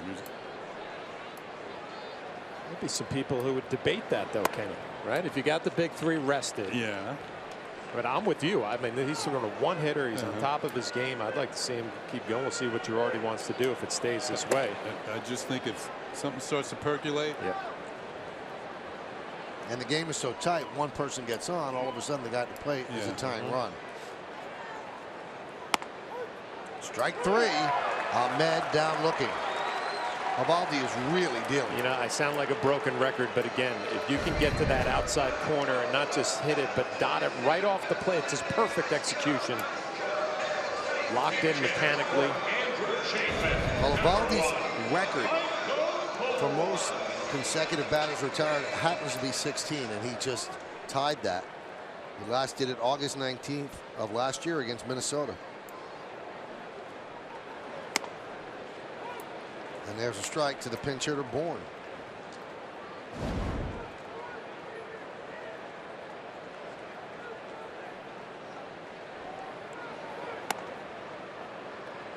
One and one.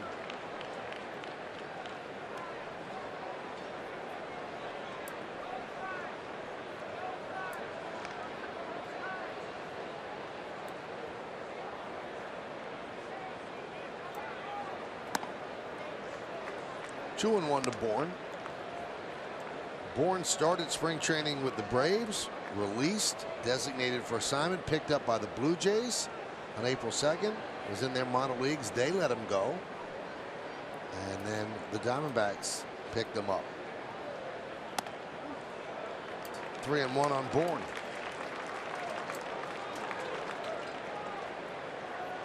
It's probably going to be used much in the same way he is tonight, as a bench player coming off the bench. A few occasional starts. Popped up on the left side. Long run for Gardner. Can he get there? Yeah. 2 outs.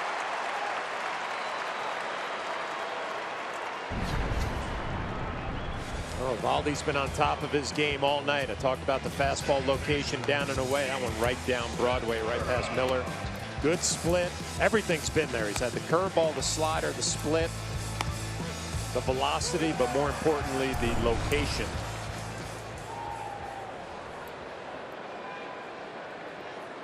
So he just broke his record, Michael? Yep. 17 in a row. And here's the only thing standing between Eovaldi and a perfect game. Gene Segura, who had that seeing eye double off the second base bag to lead off the first inning.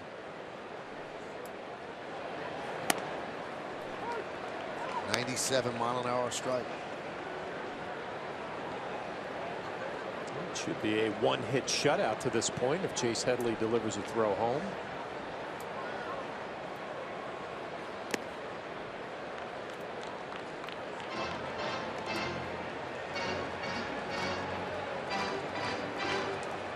Talked about it earlier, though. If you look at Eovaldi on the run that he's been on lately, a real good game, 7 innings against Texas, and then kind of comes back to earth a little bit the next time against Boston. Then he follows it up with an 8-inning, 2 earned runs against the Red Sox.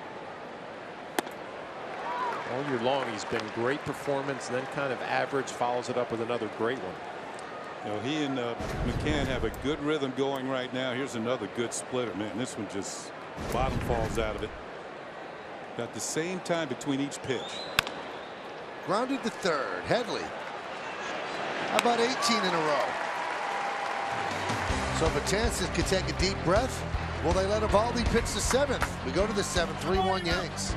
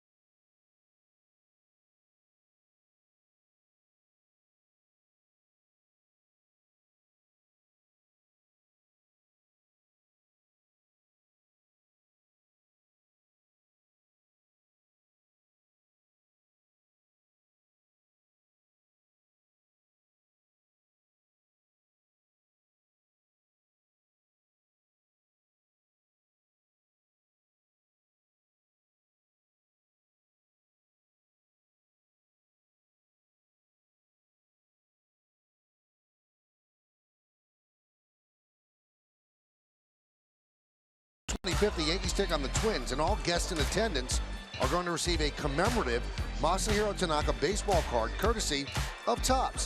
For tickets, log on to Yankees.com, visit the Yankee Stadium ticket window, Yankees clubhouse shops, or call Ticketmaster at 877-469-9849. The 2016 New York Yankees, more than a game.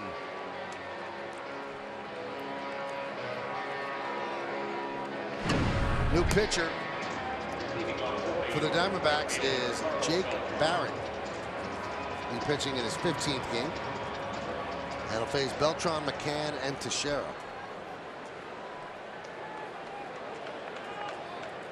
Now you've got a guy like Eovaldi who's dealing, retiring 18 in a row. He's never done that in his career. Do you even think about taking him out for Betances in the 7th inning, or do you just let him roll until somebody gets on? You think about it, but I don't think that he should. You know, the only thing is, you have them well rested. You really need this win, but maybe go batter to batter. Although you probably want Betances to start the inning clean. GMC scoreboard 3-1 Yankees. We're in the top of the 7th inning in Phoenix, Arizona. I think if the pitch count were higher, he'd be out of the game, but it's not. He's been that efficient tonight.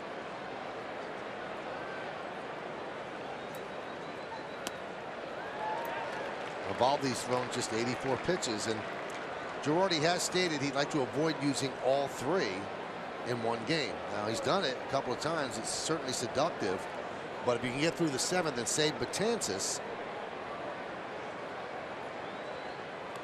Swing and a miss. Beltran down on strikes. Now, it's interesting because Joe is loath to use any of his relievers more than 2 days in a row. He occasionally, once in a very blue moon, will go to 3 in a row, which is what he's done with Betances one time this year. So being curious about this, I walked over to Aroldis Chapman sitting on the bench before the game yesterday, and Marly Rivera of ESPN Deportes was there, and I asked through Marly, what's the most games that you've ever pitched? As McCann hits a fly ball to left field, Goslin runs it down for the 2nd out. Consecutive games? Consecutive games. And he said to Marly to say to me, 6. And I said, well, I had 4 years of Spanish in college. That's 6. And she said, yes. I said, 6 games in a row? He goes, 8 of 10. Wow. Brian Price used him. 6 games in a row and 8 of 10. And he kind of sheepishly said, and the last game they used me, I blew the save. So this is not a guy who I guess has been babied before, and he's got the type of body that he can handle working more than 2 days in a row, which is what Joe's limit is always. Maybe he's going to change it for Chapman.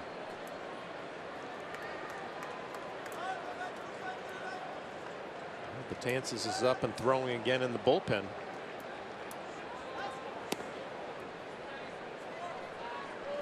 That would kind of lead you to believe he's coming into the game.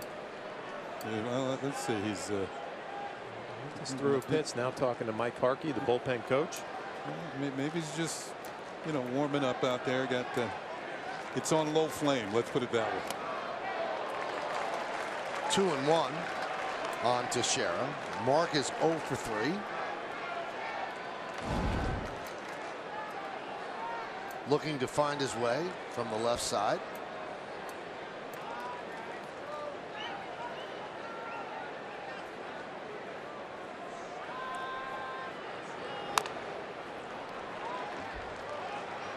Two and two.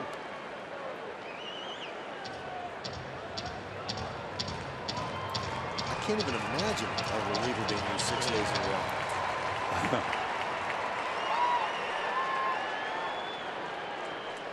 And Brian Price was a pitching coach. The 2-2.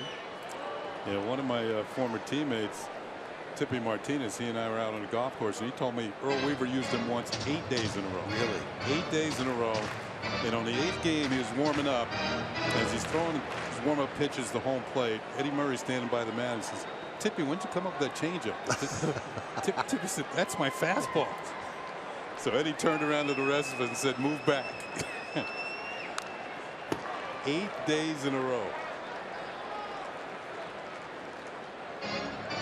It's almost a Beatles song.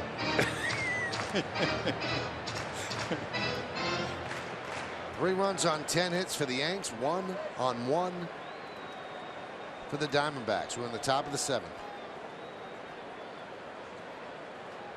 3-2, swing and a miss. So Barrett comes on to strike out the side. Who's going to pitch the bottom of the 7th inning for the Yankees? Looks like it's him.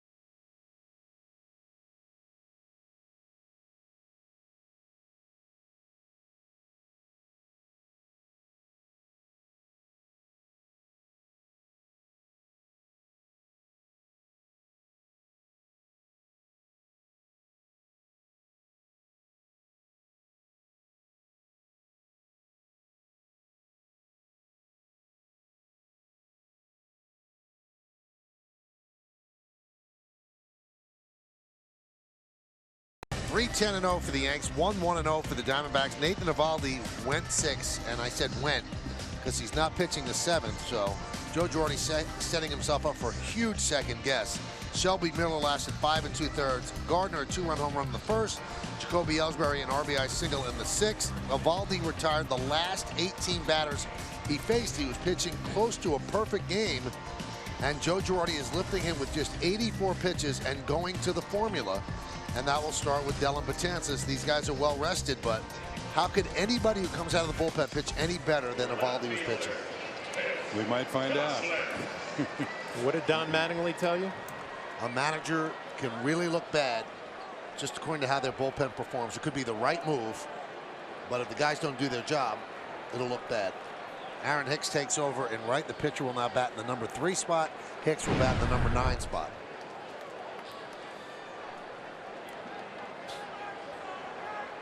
So here's Phil Gosselin. Tries to bunt and misses. We saw Eovaldi in the dugout. He's paying attention how these last couple of innings are going to go. You wonder how he feels. One hit, should be shutout, 6 shutout innings. He doesn't look too upset. Plus, he helped build a run with a sacrifice bunt.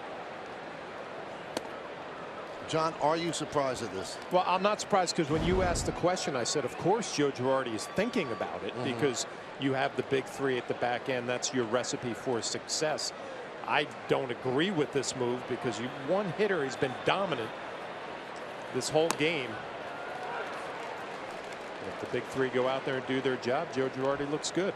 GMC scoreboard 3-1 Yankees over the Diamondbacks. We're in the bottom of the 7th.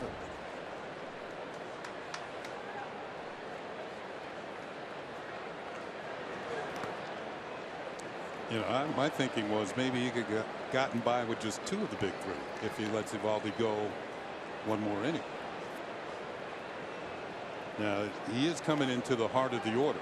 Maybe that's it, too. You know, after Gosselin, you got Goldschmidt and Lamb, who we've seen has been able to swing the bat pretty well. And Goldschmidt might be heating up a bit. And Lamb has done a pretty good job against the Yankees in this series. But Eovaldi was so dominant tonight. Let's see how many fly ball outs.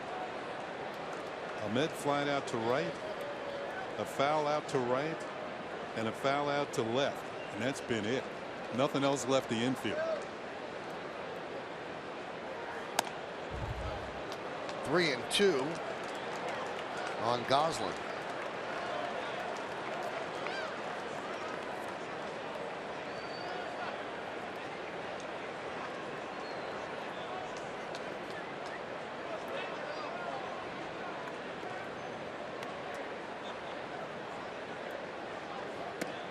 And he walked him. So the Diamondbacks get their first base runner since the first inning.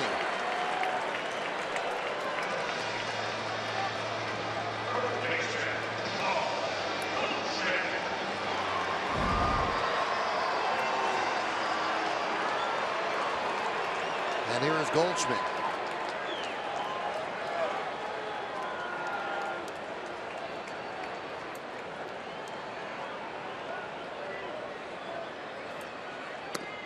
And a breaking ball strike. Goldschmidt against Eovaldi had that RBI ground out to Headley, which should have been a throw home that would have cut off the base runner, and Goldschmidt would not have gotten a ribby. Instead, he picked up his 23rd ribby, and that's the only run the Diamondbacks have scored. He struck out his other time up.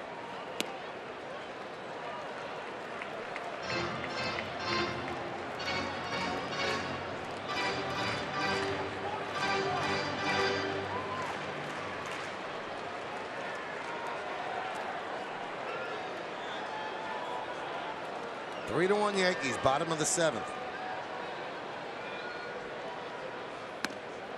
Big cut. 1-2.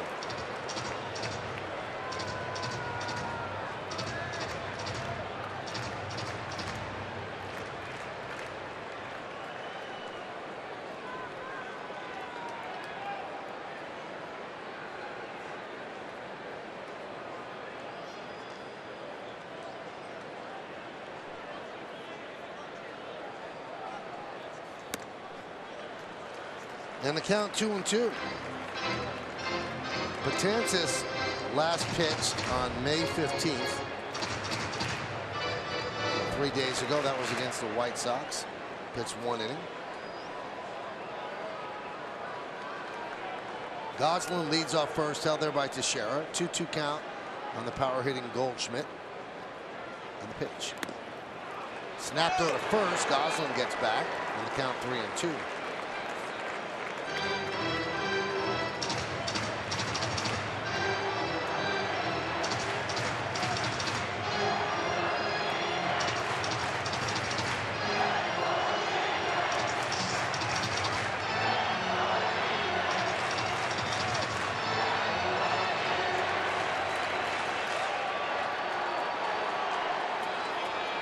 See, they send Goslin on 3-2. They do not. Late swing, protecting, and fouls it back. That was your basic emergency swing right there. Just hoping he could foul it off. Kind of fooled.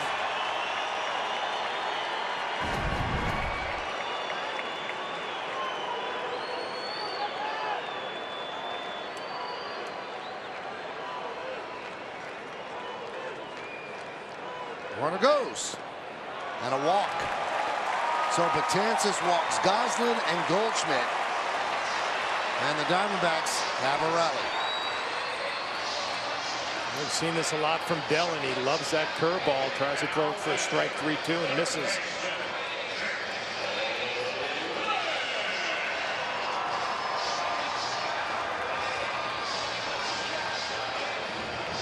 And that's going to bring up Lamb.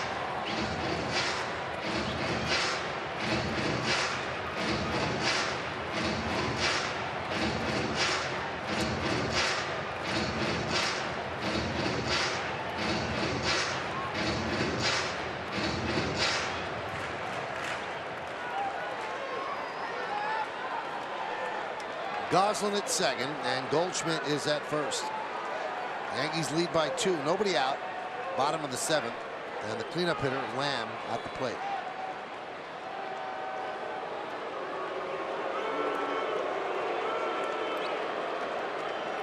Now Dellin, all 6 foot 8 inches of him. You can run on him. Takes a while to uncoil and fire home.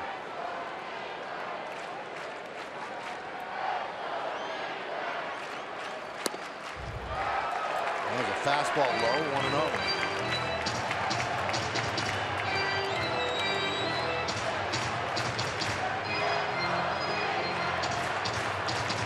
Here in the background, let's go D-backs.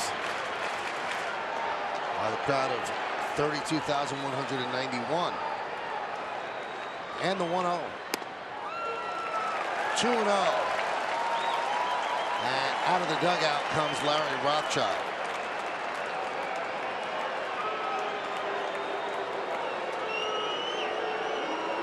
You know, whichever way a manager goes, if it doesn't work out, it's going to be second guessed. That's just the nature of the business. But there are certain routes that you take that are less second guessable than the other, if I make any sense. And I think if you stay with a guy who's retired 18 in a row, and for some reason he gives up a hit and you have to go to the bullpen, I don't think you can be second guessed. But if you take a guy out who's retired 18 in a row and you go to the bullpen, no matter how good the bullpen is, and it doesn't work out, you have put your head on a platter. You are going to be second guessed.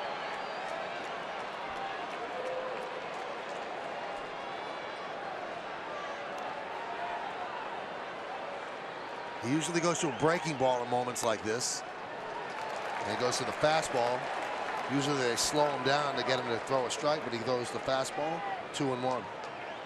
I know a lot of times it doesn't matter with Dellin Betances when he's on. He's so dominant, but Lamb and swinging a good bat. We've seen a couple of home runs from him in this series. And one pitch away from walking the bases loaded.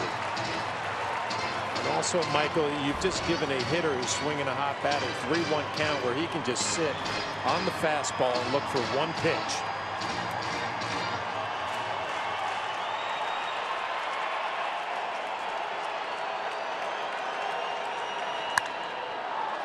Popped up on the left side, and it's in the seats, out of play. Well, Lamb got that one pitch, a fastball right down the middle, just a little bit late. The thing about it, Betances throws not what you would call an ordinary fastball. Even though it was right there, it was too quick for him to get around on it. Now, this will be the interesting pitch. Does he come back with a fastball or go to that breaking ball? You throw it for a strike, the curveball, you're probably going to get strike 3. Obviously, if you miss, bases loaded.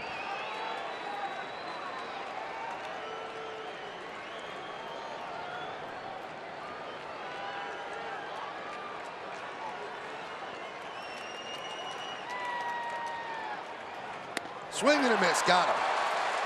One with the breaking ball. Lamb down on strikes, a big out, one away. You know what? It's a good call because he had a decent swing at the previous fastball. So he comes back right over the top for strike 3. And if Flash, as you said, when he's on, either one of these pitches can put you away, particularly that one. The pitch right there changes this whole inning. You're behind in the count 3-1. You're thinking you're in trouble. You work your way back. A huge strikeout.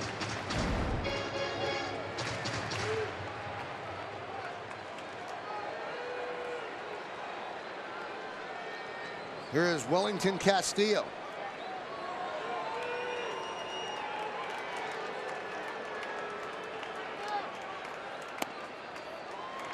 One and 0. Missed with the breaking ball. He usually has unerring control with the breaking ball, and it doesn't seem like it's there tonight. Kind of hit or miss. Goslin at second. Goldschmidt is at first. One man out, bottom of the 7th.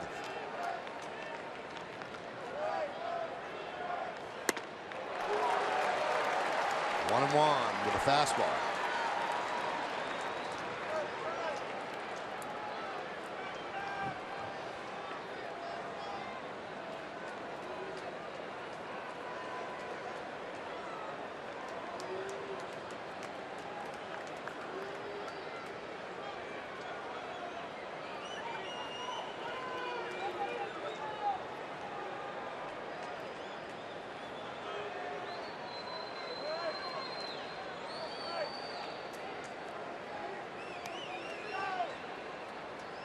And the pitch.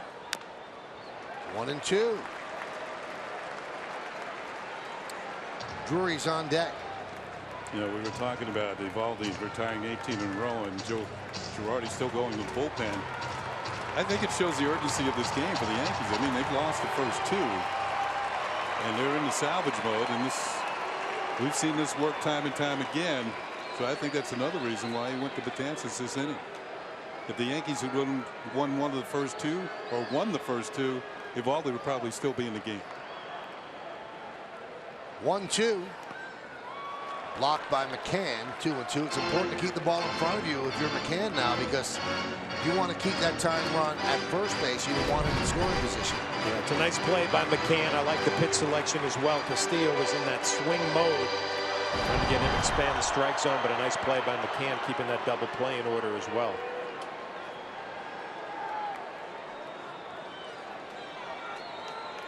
Big spot in this game. First and second, one out, bottom of the 7th.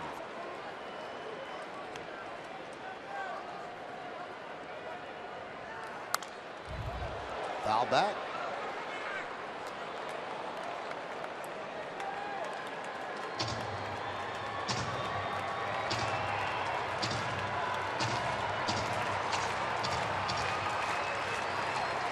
Goslin walked to start the inning. Goldschmidt walked to put runners on first and second. Lamb takes the count to 3-1, eventually strikes out, and now a 2-2 count on Wellington Castillo with one down.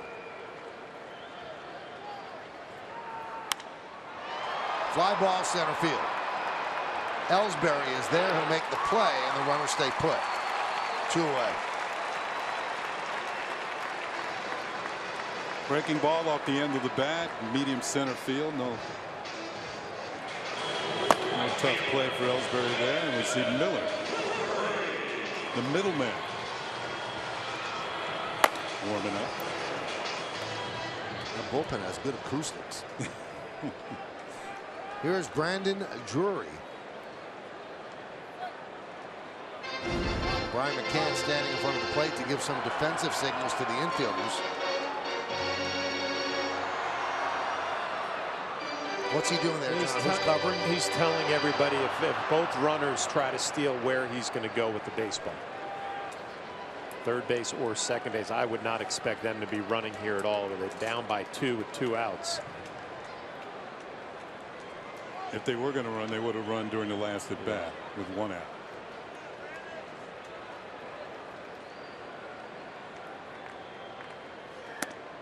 Strike.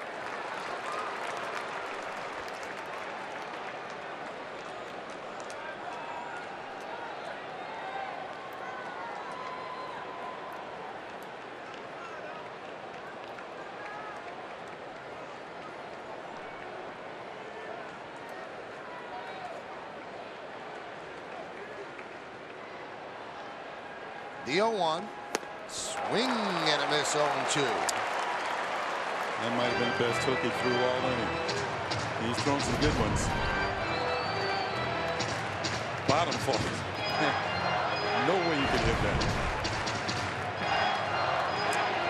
He did throw a good 3-2 hook to Lamb, though.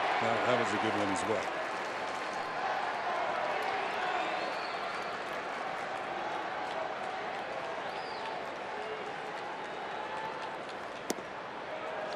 One and two.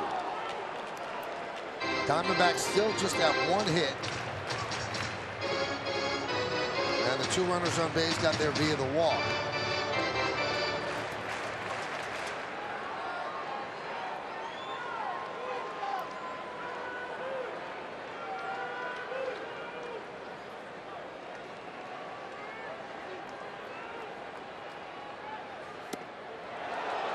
Just missed inside. Well, Joe Girardi wanted the call. I guess a compliment for an umpire. Jim Reynolds in this case. We've only questioned one pitch, whether that was a strike or not. Yankees wanted it. They didn't get it. 2 balls, 2 strikes, 2 outs, 2 on. Now McCann wants to have a talk with Betances.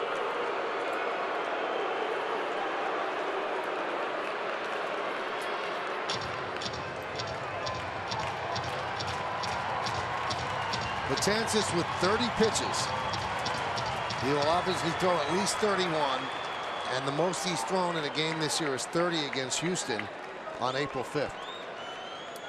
So you wonder about his availability tomorrow in Oakland, but they're worried about tonight.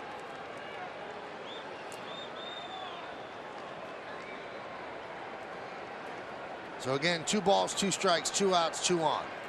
The pitch. He struck him out. McCann will fire to Teixeira, and the Yankees breathe a huge sigh of relief after Betances walked the first 2, and he leaves them stranded. We go to the 8th.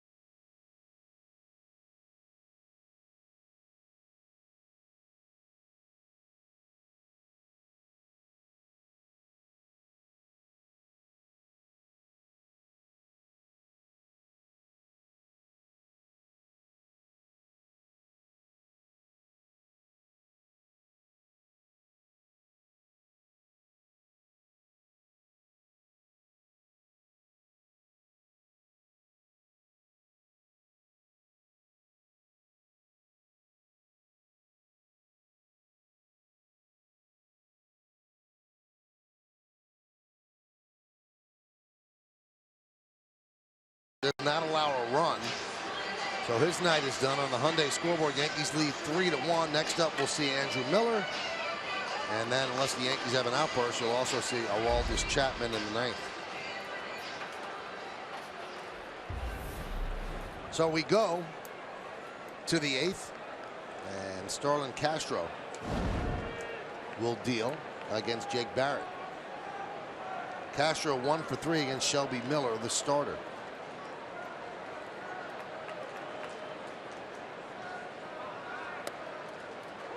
And there's a strike. Well, you would say that by putting a 0 up on the board there, the second guessing portion of the evening is over, because even if Eovaldi had worked to scoreless 7. In all likelihood, they would not have let him pitch the 8th. So they got through the 7th with Betances. The question would be if he hadn't given up the 1 hit. Right. Would they have left him in the game? It's a great question, Kenny. I mean, do you pull a guy from a perfect game with 84 pitches? No chance. No chance. No. But they still need the win, and he was pitching as if he was pitching a perfect game, and they still pulled him. But there's no historical factor in that decision.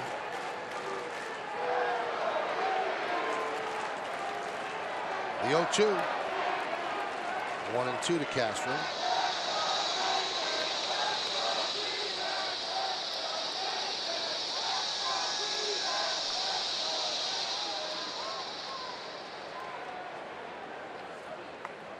To ignite the crowd, they have a rattlesnake sound. Mike Medvin just jumped out of his seat.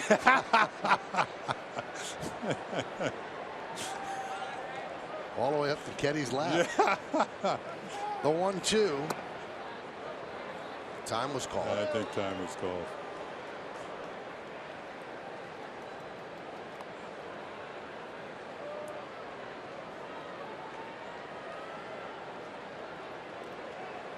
I'd imagine I'd jump too if I saw a rattlesnake on it. They warn you on the trails here when you're walking around. Yep. 2-2.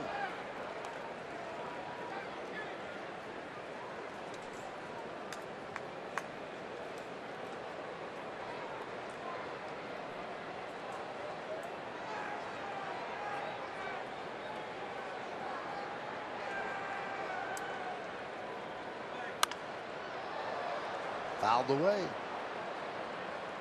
Yankees 1-9 in their last 10 games on the road. And they've got to straighten this out because they're on the road for a while. They've got these 3 games, 4 games in Oakland, then come home for 3. And then they go on the road for 10 more. I think it's Tampa Bay, Toronto, and Baltimore.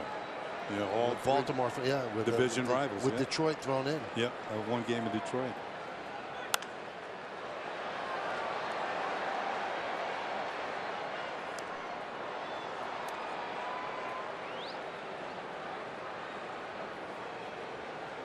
So a big stretch of action away from the Bronx.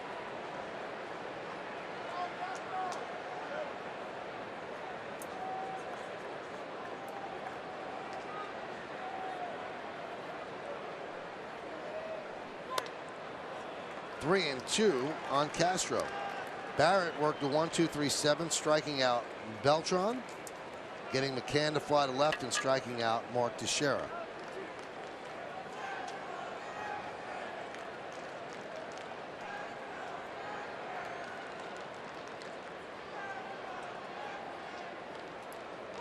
Swing and a miss. Castro, angry at himself, expanded the strike zone and strikes out. You can see why Barrett is effective, though. I mean, he's got arms, legs, everything jumping at you, and a good slider down and away gets Castro, a very aggressive hitter, swinging at a pitch off the plate.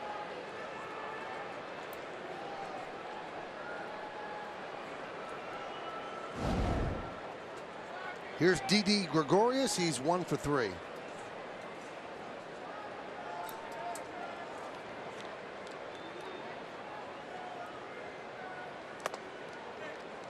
Oh.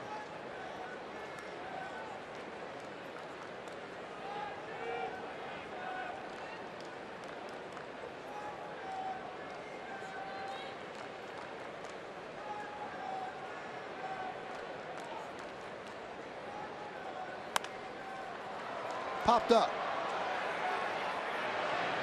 The third baseman Lamb makes the play. 2 outs.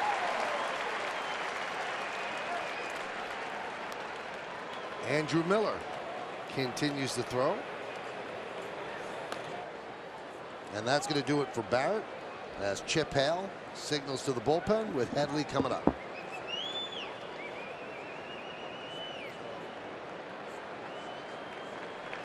So that'll do it for Barrett with 2 outs here in the 8th inning as the Diamondbacks go to the bullpen.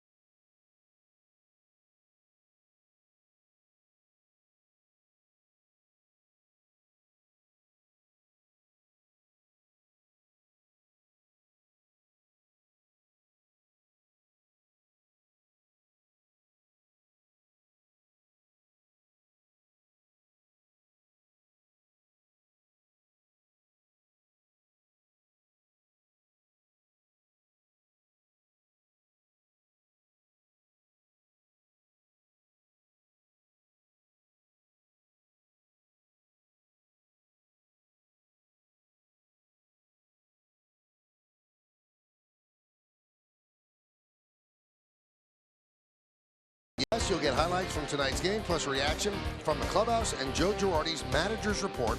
It's all coming up on the WB Mason postgame immediately following the final out, and that's only on Yes. Second left-hander of the bullpen, Zach Curtis, will make his 7th appearance. He has a ERA of 0. He's pitched just 5 innings. And they wanted to turn Headley around to the right side.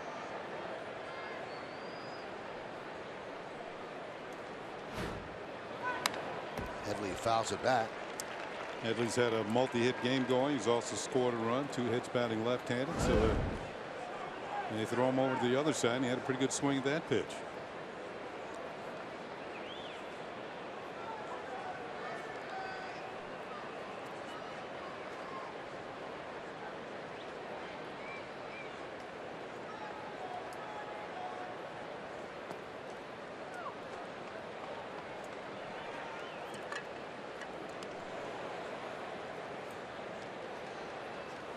Miller is ready and waiting.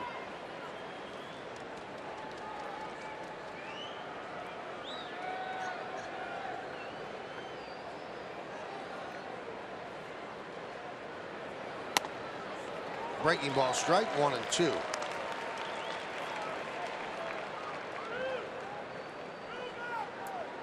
We're to the top of the 8th inning. Yankees 3 and the Diamondbacks 1.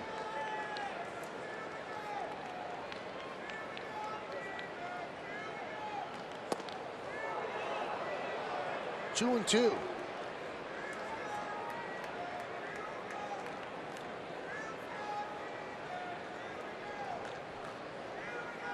know, Curtis on the mound and Miller about to come in the game. You have the antithesis of left-handers. Curtis is 5'9". Miller's about what, 6'7".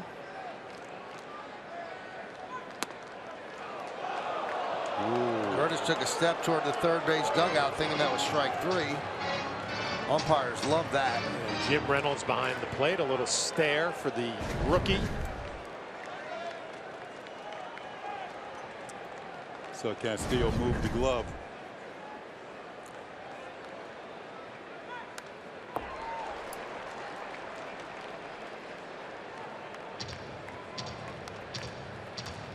Still 3-2.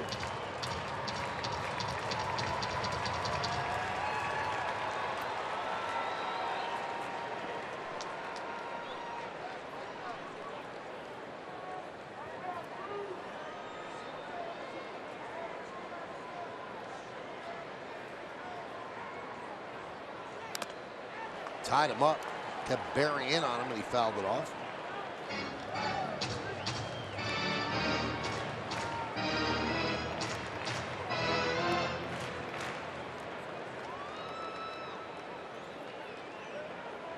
Diamondbacks have struck out 8 Yankees tonight.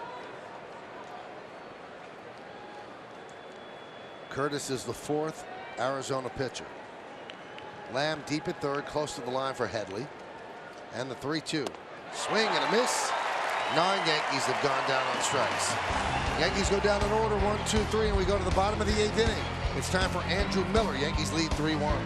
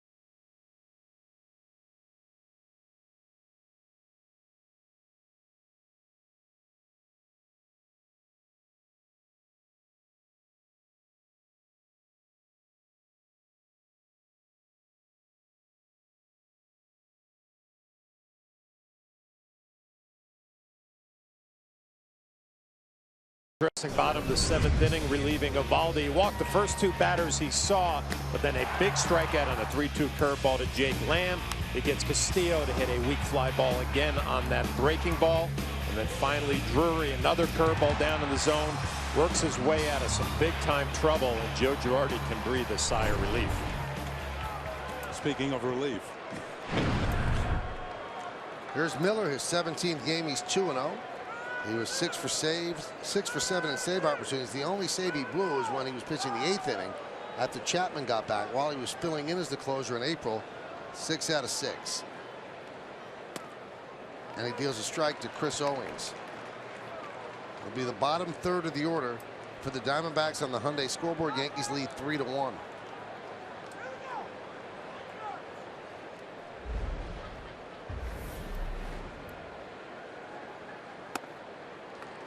Oh, a strike.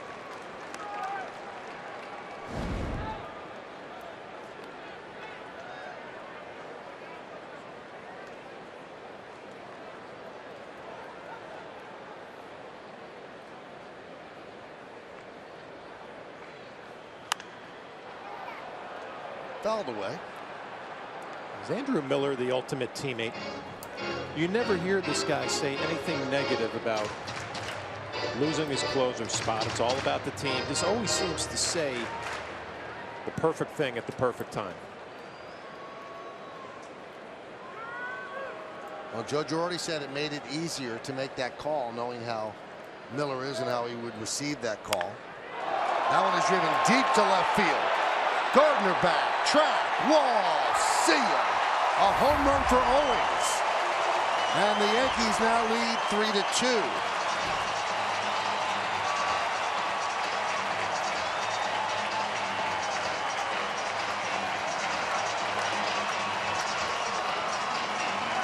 Well, Chris Owings has filled the column. This is his first home run of the season.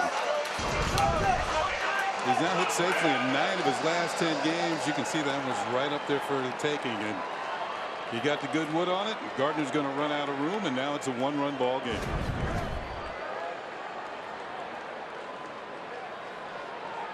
Here's Nick Ahmed.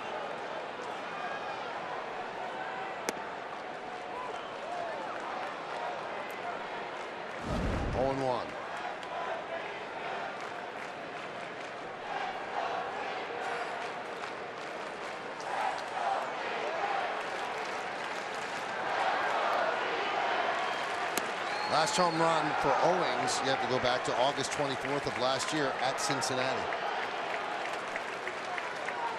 It was not a good slider to Owings and a bad slider right there to Ahmed.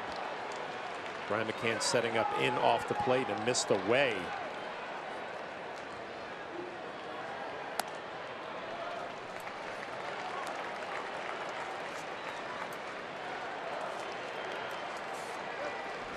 So that was just the second hit by the Diamondbacks.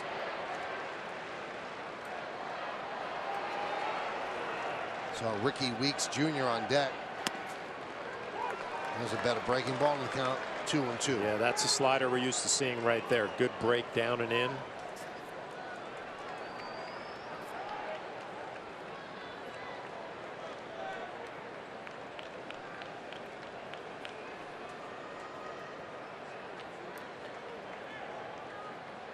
And Miller deals. Swing and a miss, got him. Ahmed down on strikes.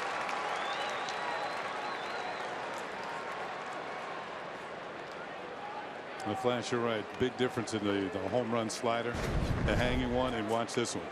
Headed for the back leg. Kind of a flail and a miss. Ricky Weeks Jr. Here's Ricky Weeks Jr. Pinch hitting for Curtis.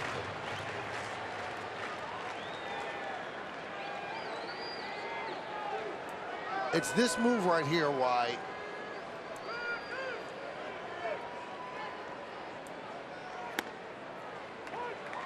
you kind of wonder why they brought in Curtis and didn't extend Barrett one more batter, because now you've lost your other left-hander and you've got Ellsbury and Gardner coming up in the 9th inning. So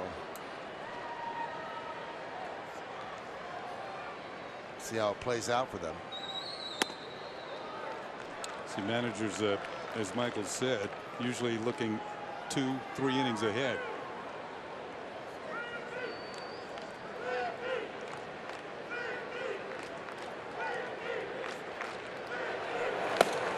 We got the closer up and Evan Marshall. So Ziegler closed yesterday.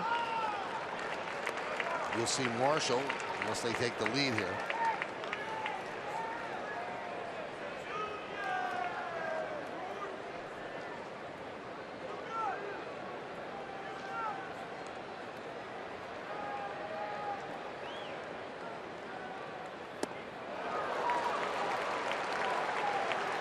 Nice little in-inning adjustment for Andrew Miller. A couple of sliders early in the inning were very flat. He's made an adjustment and figured it out.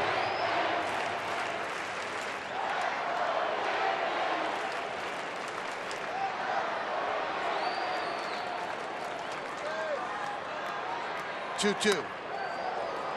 3-2.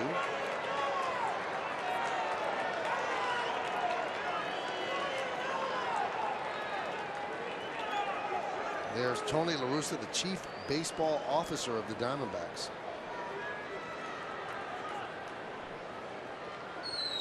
Swing and a miss. Weeks down on strikes. I thought I saw Tony with a pen in his hand. It's like he's taking notes on the game. As Weeks falls victim just like Ahmed did just before him. Man, that's a nasty pitch. It looks like a strike, then drops out of the zone. But a lot of pressure for Dave Stewart, the GM, and Chip Hale, the manager, when the baseball honcho is the Hall of Famer Tony La Russa, he of the 3 World Series championships.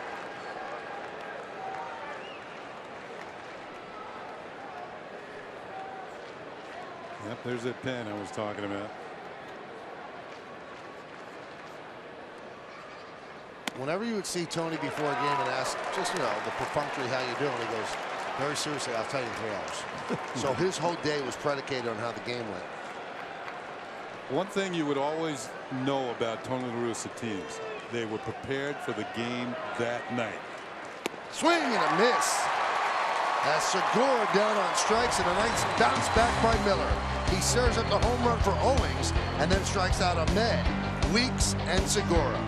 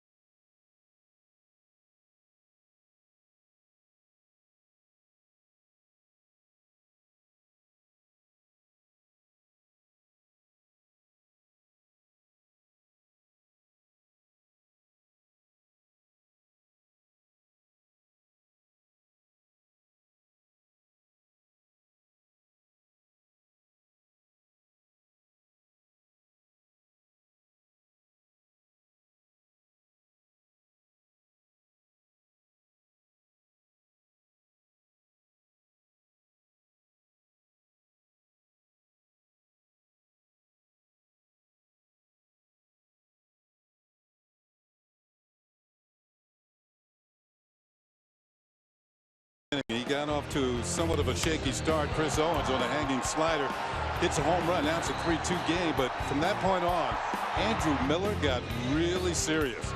Strikes out Nick Ahmed. He's gone. Ricky Weeks Jr., the pinch hitter, he's gone.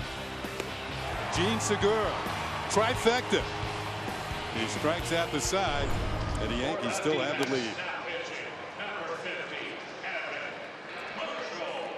So now we'll see Aroldis Chapman in the 9th. He's warming up now. The Yankees would like to give him a couple of extra runs to work with. The Diamondbacks bring in Evan Marshall,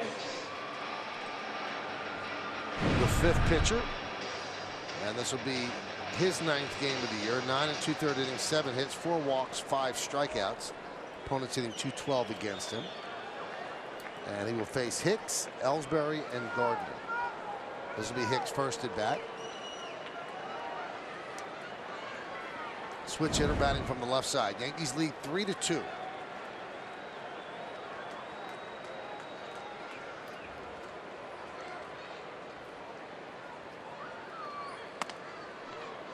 Hyundai scoreboard 3-2 Yankees over the Diamondbacks.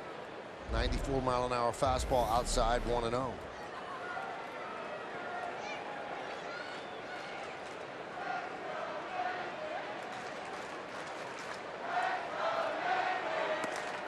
Now let's go Yankees chant here at Chase Field.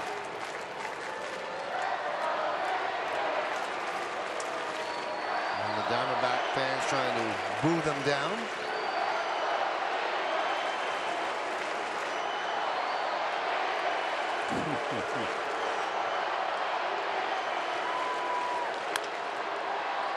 Chop to Segura, and he gets Hicks for the first out of the 9th.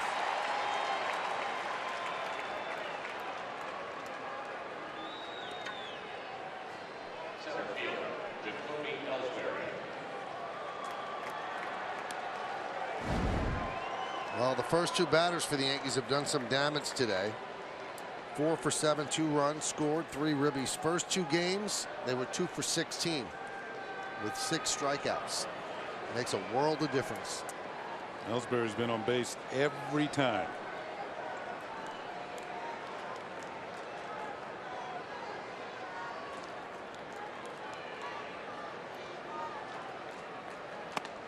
Ellsbury has inched the average up to 278.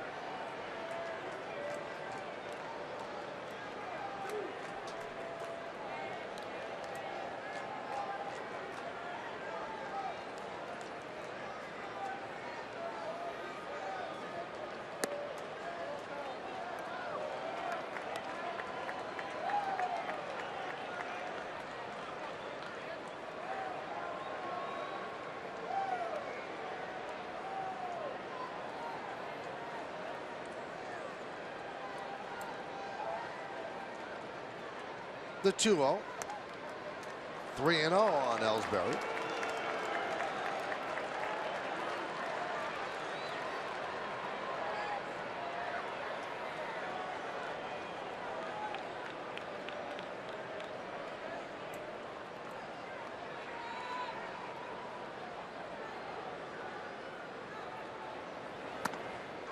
A strike.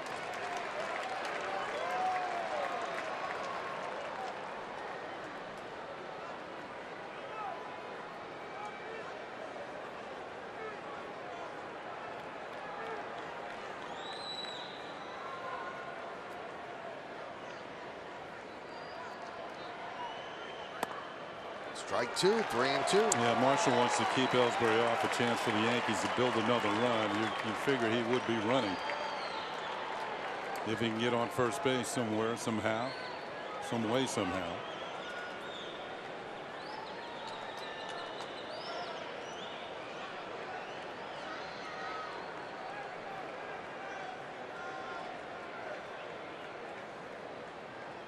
And the pitch. He walked him. He has been on base all 5 times tonight. 2 walks, 3 hits.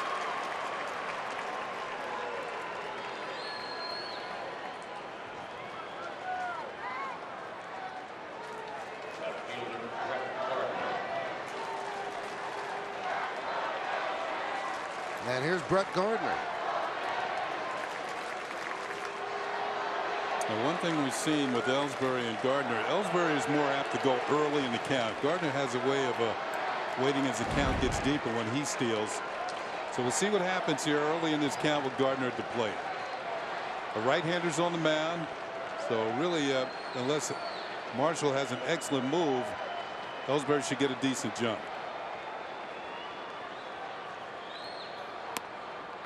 A strike to Gardner. Gardner had the big 2-run home run in the first inning. Dustin Ackley on deck. He'll pinch hit for Andrew Miller. Yankees double switch the pitcher to the number 3 spot.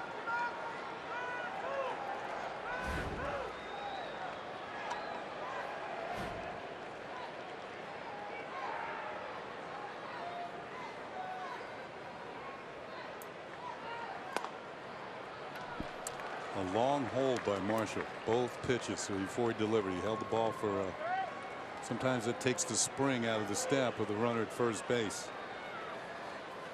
Seen Marshall here to 3 left-handed hitters. Everything is away and everything is moving away. If you're Brett Gardner, watching those at bats, and the first 2 pitches have been out over the plate.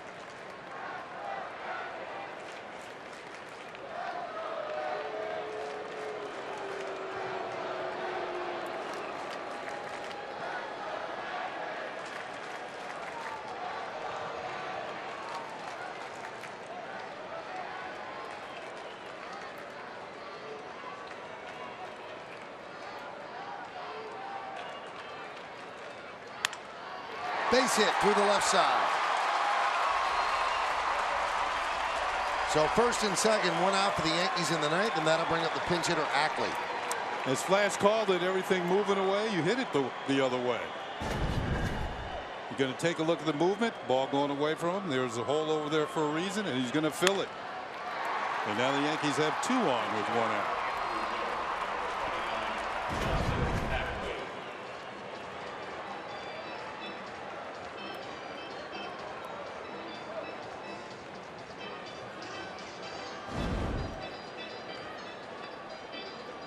Same thing applies to Ackley, although he's more of a dead pull hitter. And it's going to be a scouting report on Ackley from Mike Butcher.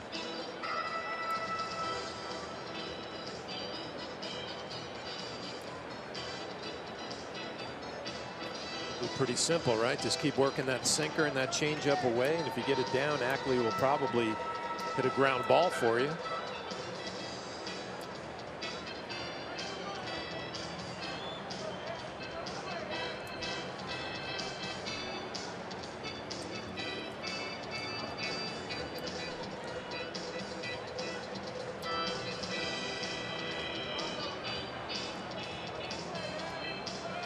Will they try to double steal, Flash?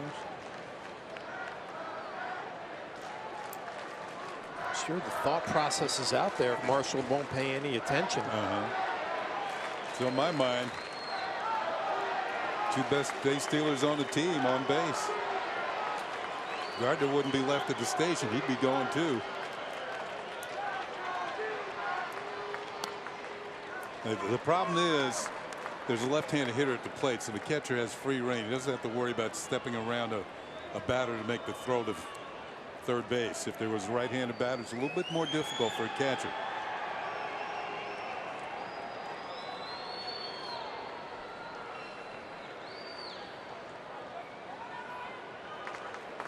Chasing Ellsbury back. They're thinking along the same lines we are, that there might be an attempt here.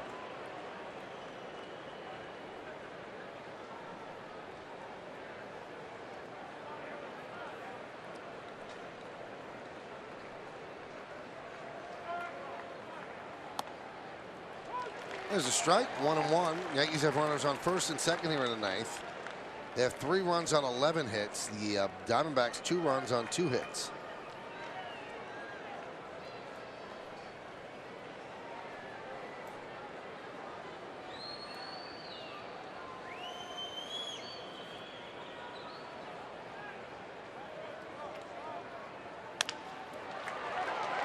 Ground ball to Segura. He has 1 play. He'll make it at first as the runners move up. So second and third, 2 outs for Brian McCann.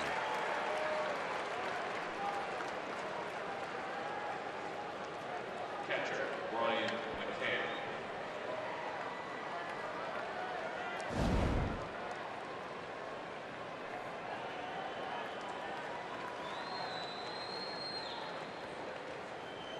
Are they going to walk it? No, let's see what they do here. We've got the struggling Teixeira on deck. Chapman getting ready. No, they're going to go after him. And they will pitch to McCann.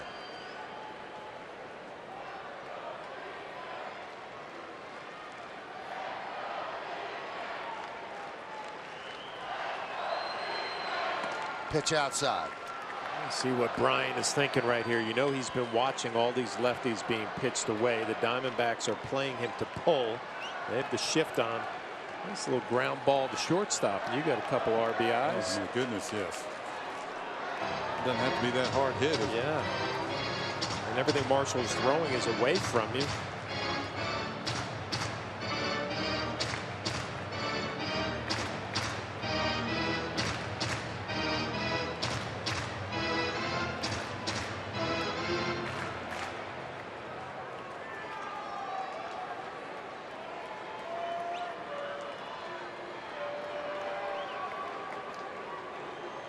Yeah, now they're going to walk it.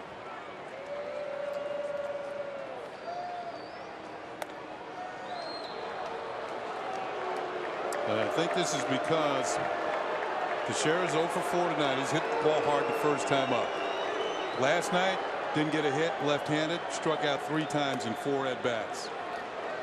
Well, this day started for Mark Teixeira as being one of the names that was mentioned by the Yankee owner Hal Steinbrenner, who was in New York for the owners' quarterly meetings.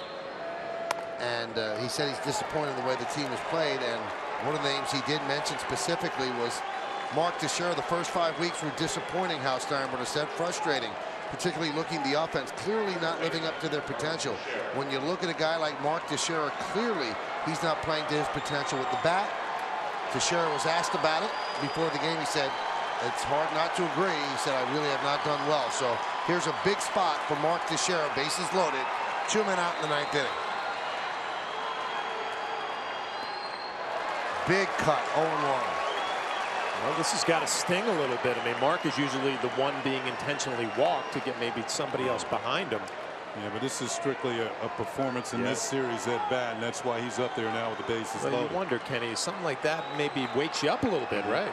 It would kind of, you know, light my fire a bit. Sure. 0-2 on Teixeira.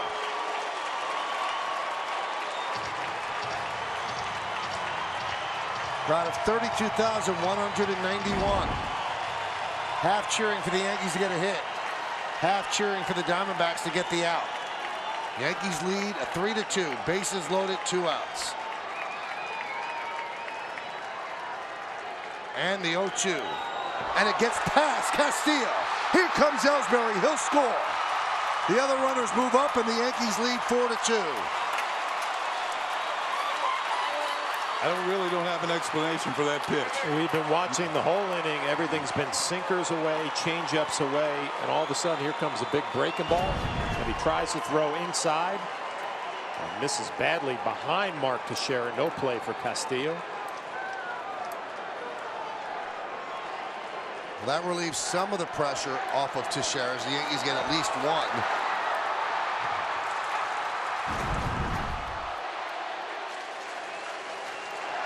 Second and third. 1-2 count, 2 outs. Teixeira, no home runs in 29 games, 125 plate appearances. 2-2. The only thing I can think of, Flash, he was trying to throw that breaking ball down and in that you swing over the top as a left-handed hitter. And it was down and in all right.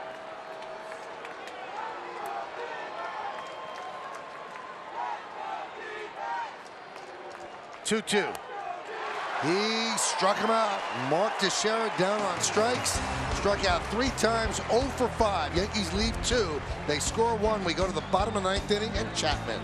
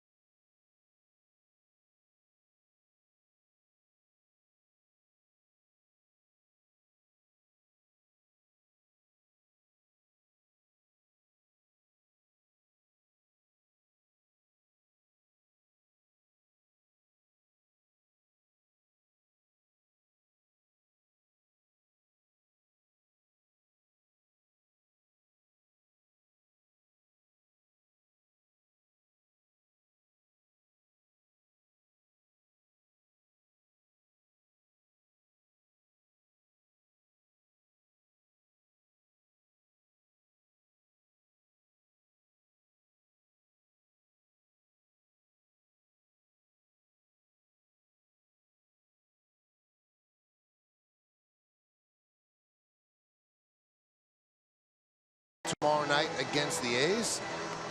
See the pitching probables. Nova against Graveman. Sabathia against Sonny Gray. Masier Tanaga against Sean Manaea. And Michael Pineda against Jesse Hahn.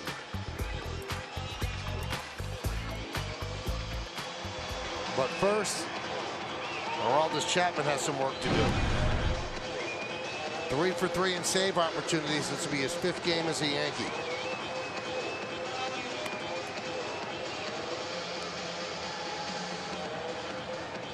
And he's going to face 2, 3, and 4 in the Diamondbacks order to try to take 1 game out of the 3.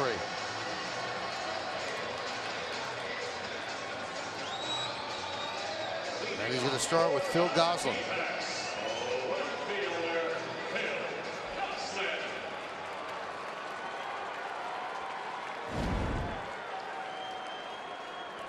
Yankees up 4-2. The wild pitch bringing home a run of insurance. Let's see if Chapman needs that insurance. So Betances a scoreless 7th. Miller gave up a run on a home run to Owings in the 8th. And now it's Chapman's turn, the back end of the big 3.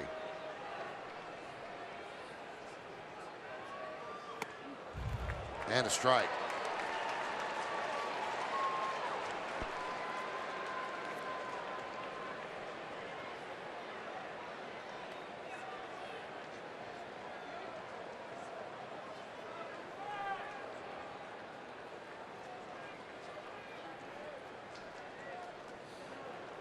And the 0-1. 99 miles an hour, 0-2. When I watch Chapman, obviously the velocity impresses you, but I'm also impressed with his mechanics and how he uses his glove side, his glove arm to kind of direct him towards home plate. You don't see him really get side to side too many times. Straight downhill. Straight downhill right to Brian McCann. Swing and a miss. 100 miles an hour, and he overpowered Gosselin. Well, first one was 98, 99, and triple digits. Blew him away. The Yankee pitchers have now struck out 11 Diamondbacks tonight. Going to look at the delivery and that glove side just directing him right down the hill. Well, Brian McCann has talked about the velocity and how you have to be ready, but it makes it so much easier when he's locating and coming right towards you as opposed to side. Here's Paul Goldschmidt, and he fouls that one back.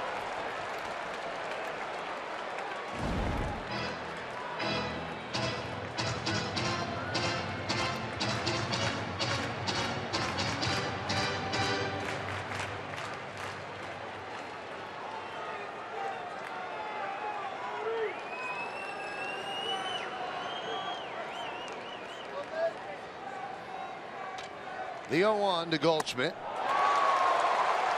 0-2.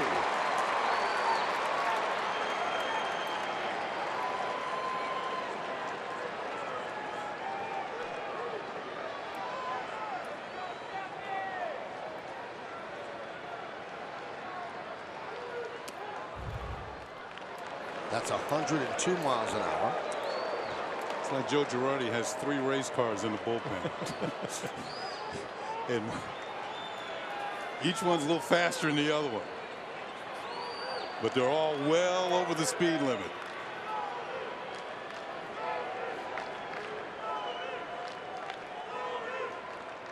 And the 1-2. Skied the other way and out of play.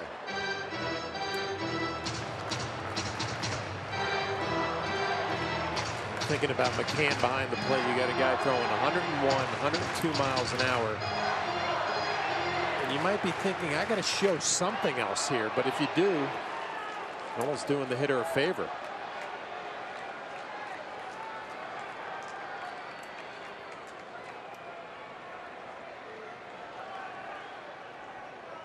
The 1-2. 101. The thing about it, Chapman's slider is pretty good. Yeah. But if he had Miller's slider, he would be completely untouchable.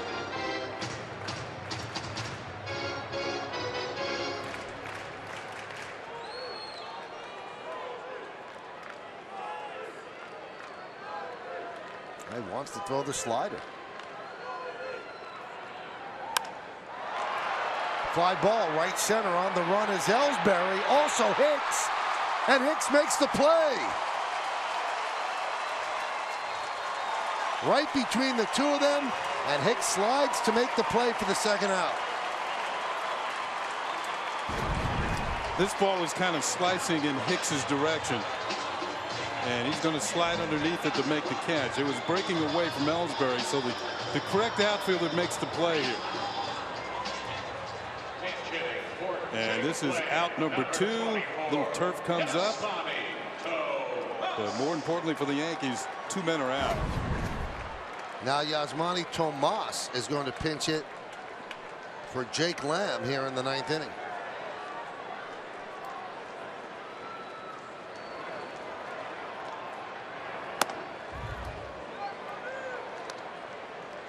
So 2 young men born in Cuba, now playing here in the major leagues. Going up against each other, 2 outs in the bottom of the 9th inning.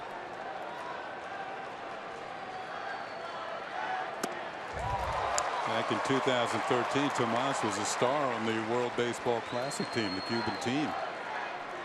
Hit a couple of home runs in the series. Hit .375 in 6 games. But now, you're in the big leagues, facing a countryman.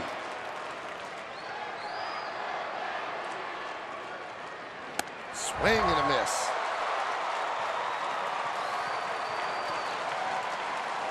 Yankees are 1 strike away from nailing this down.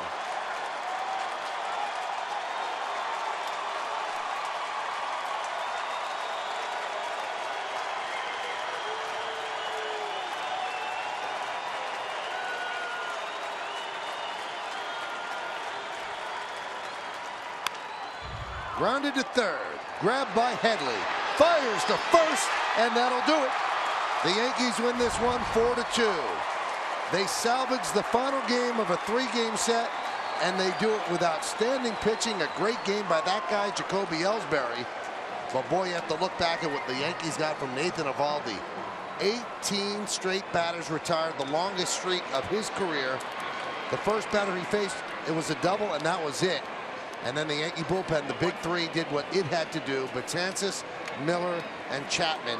And the Yankees nailed this down to escape Phoenix with a win.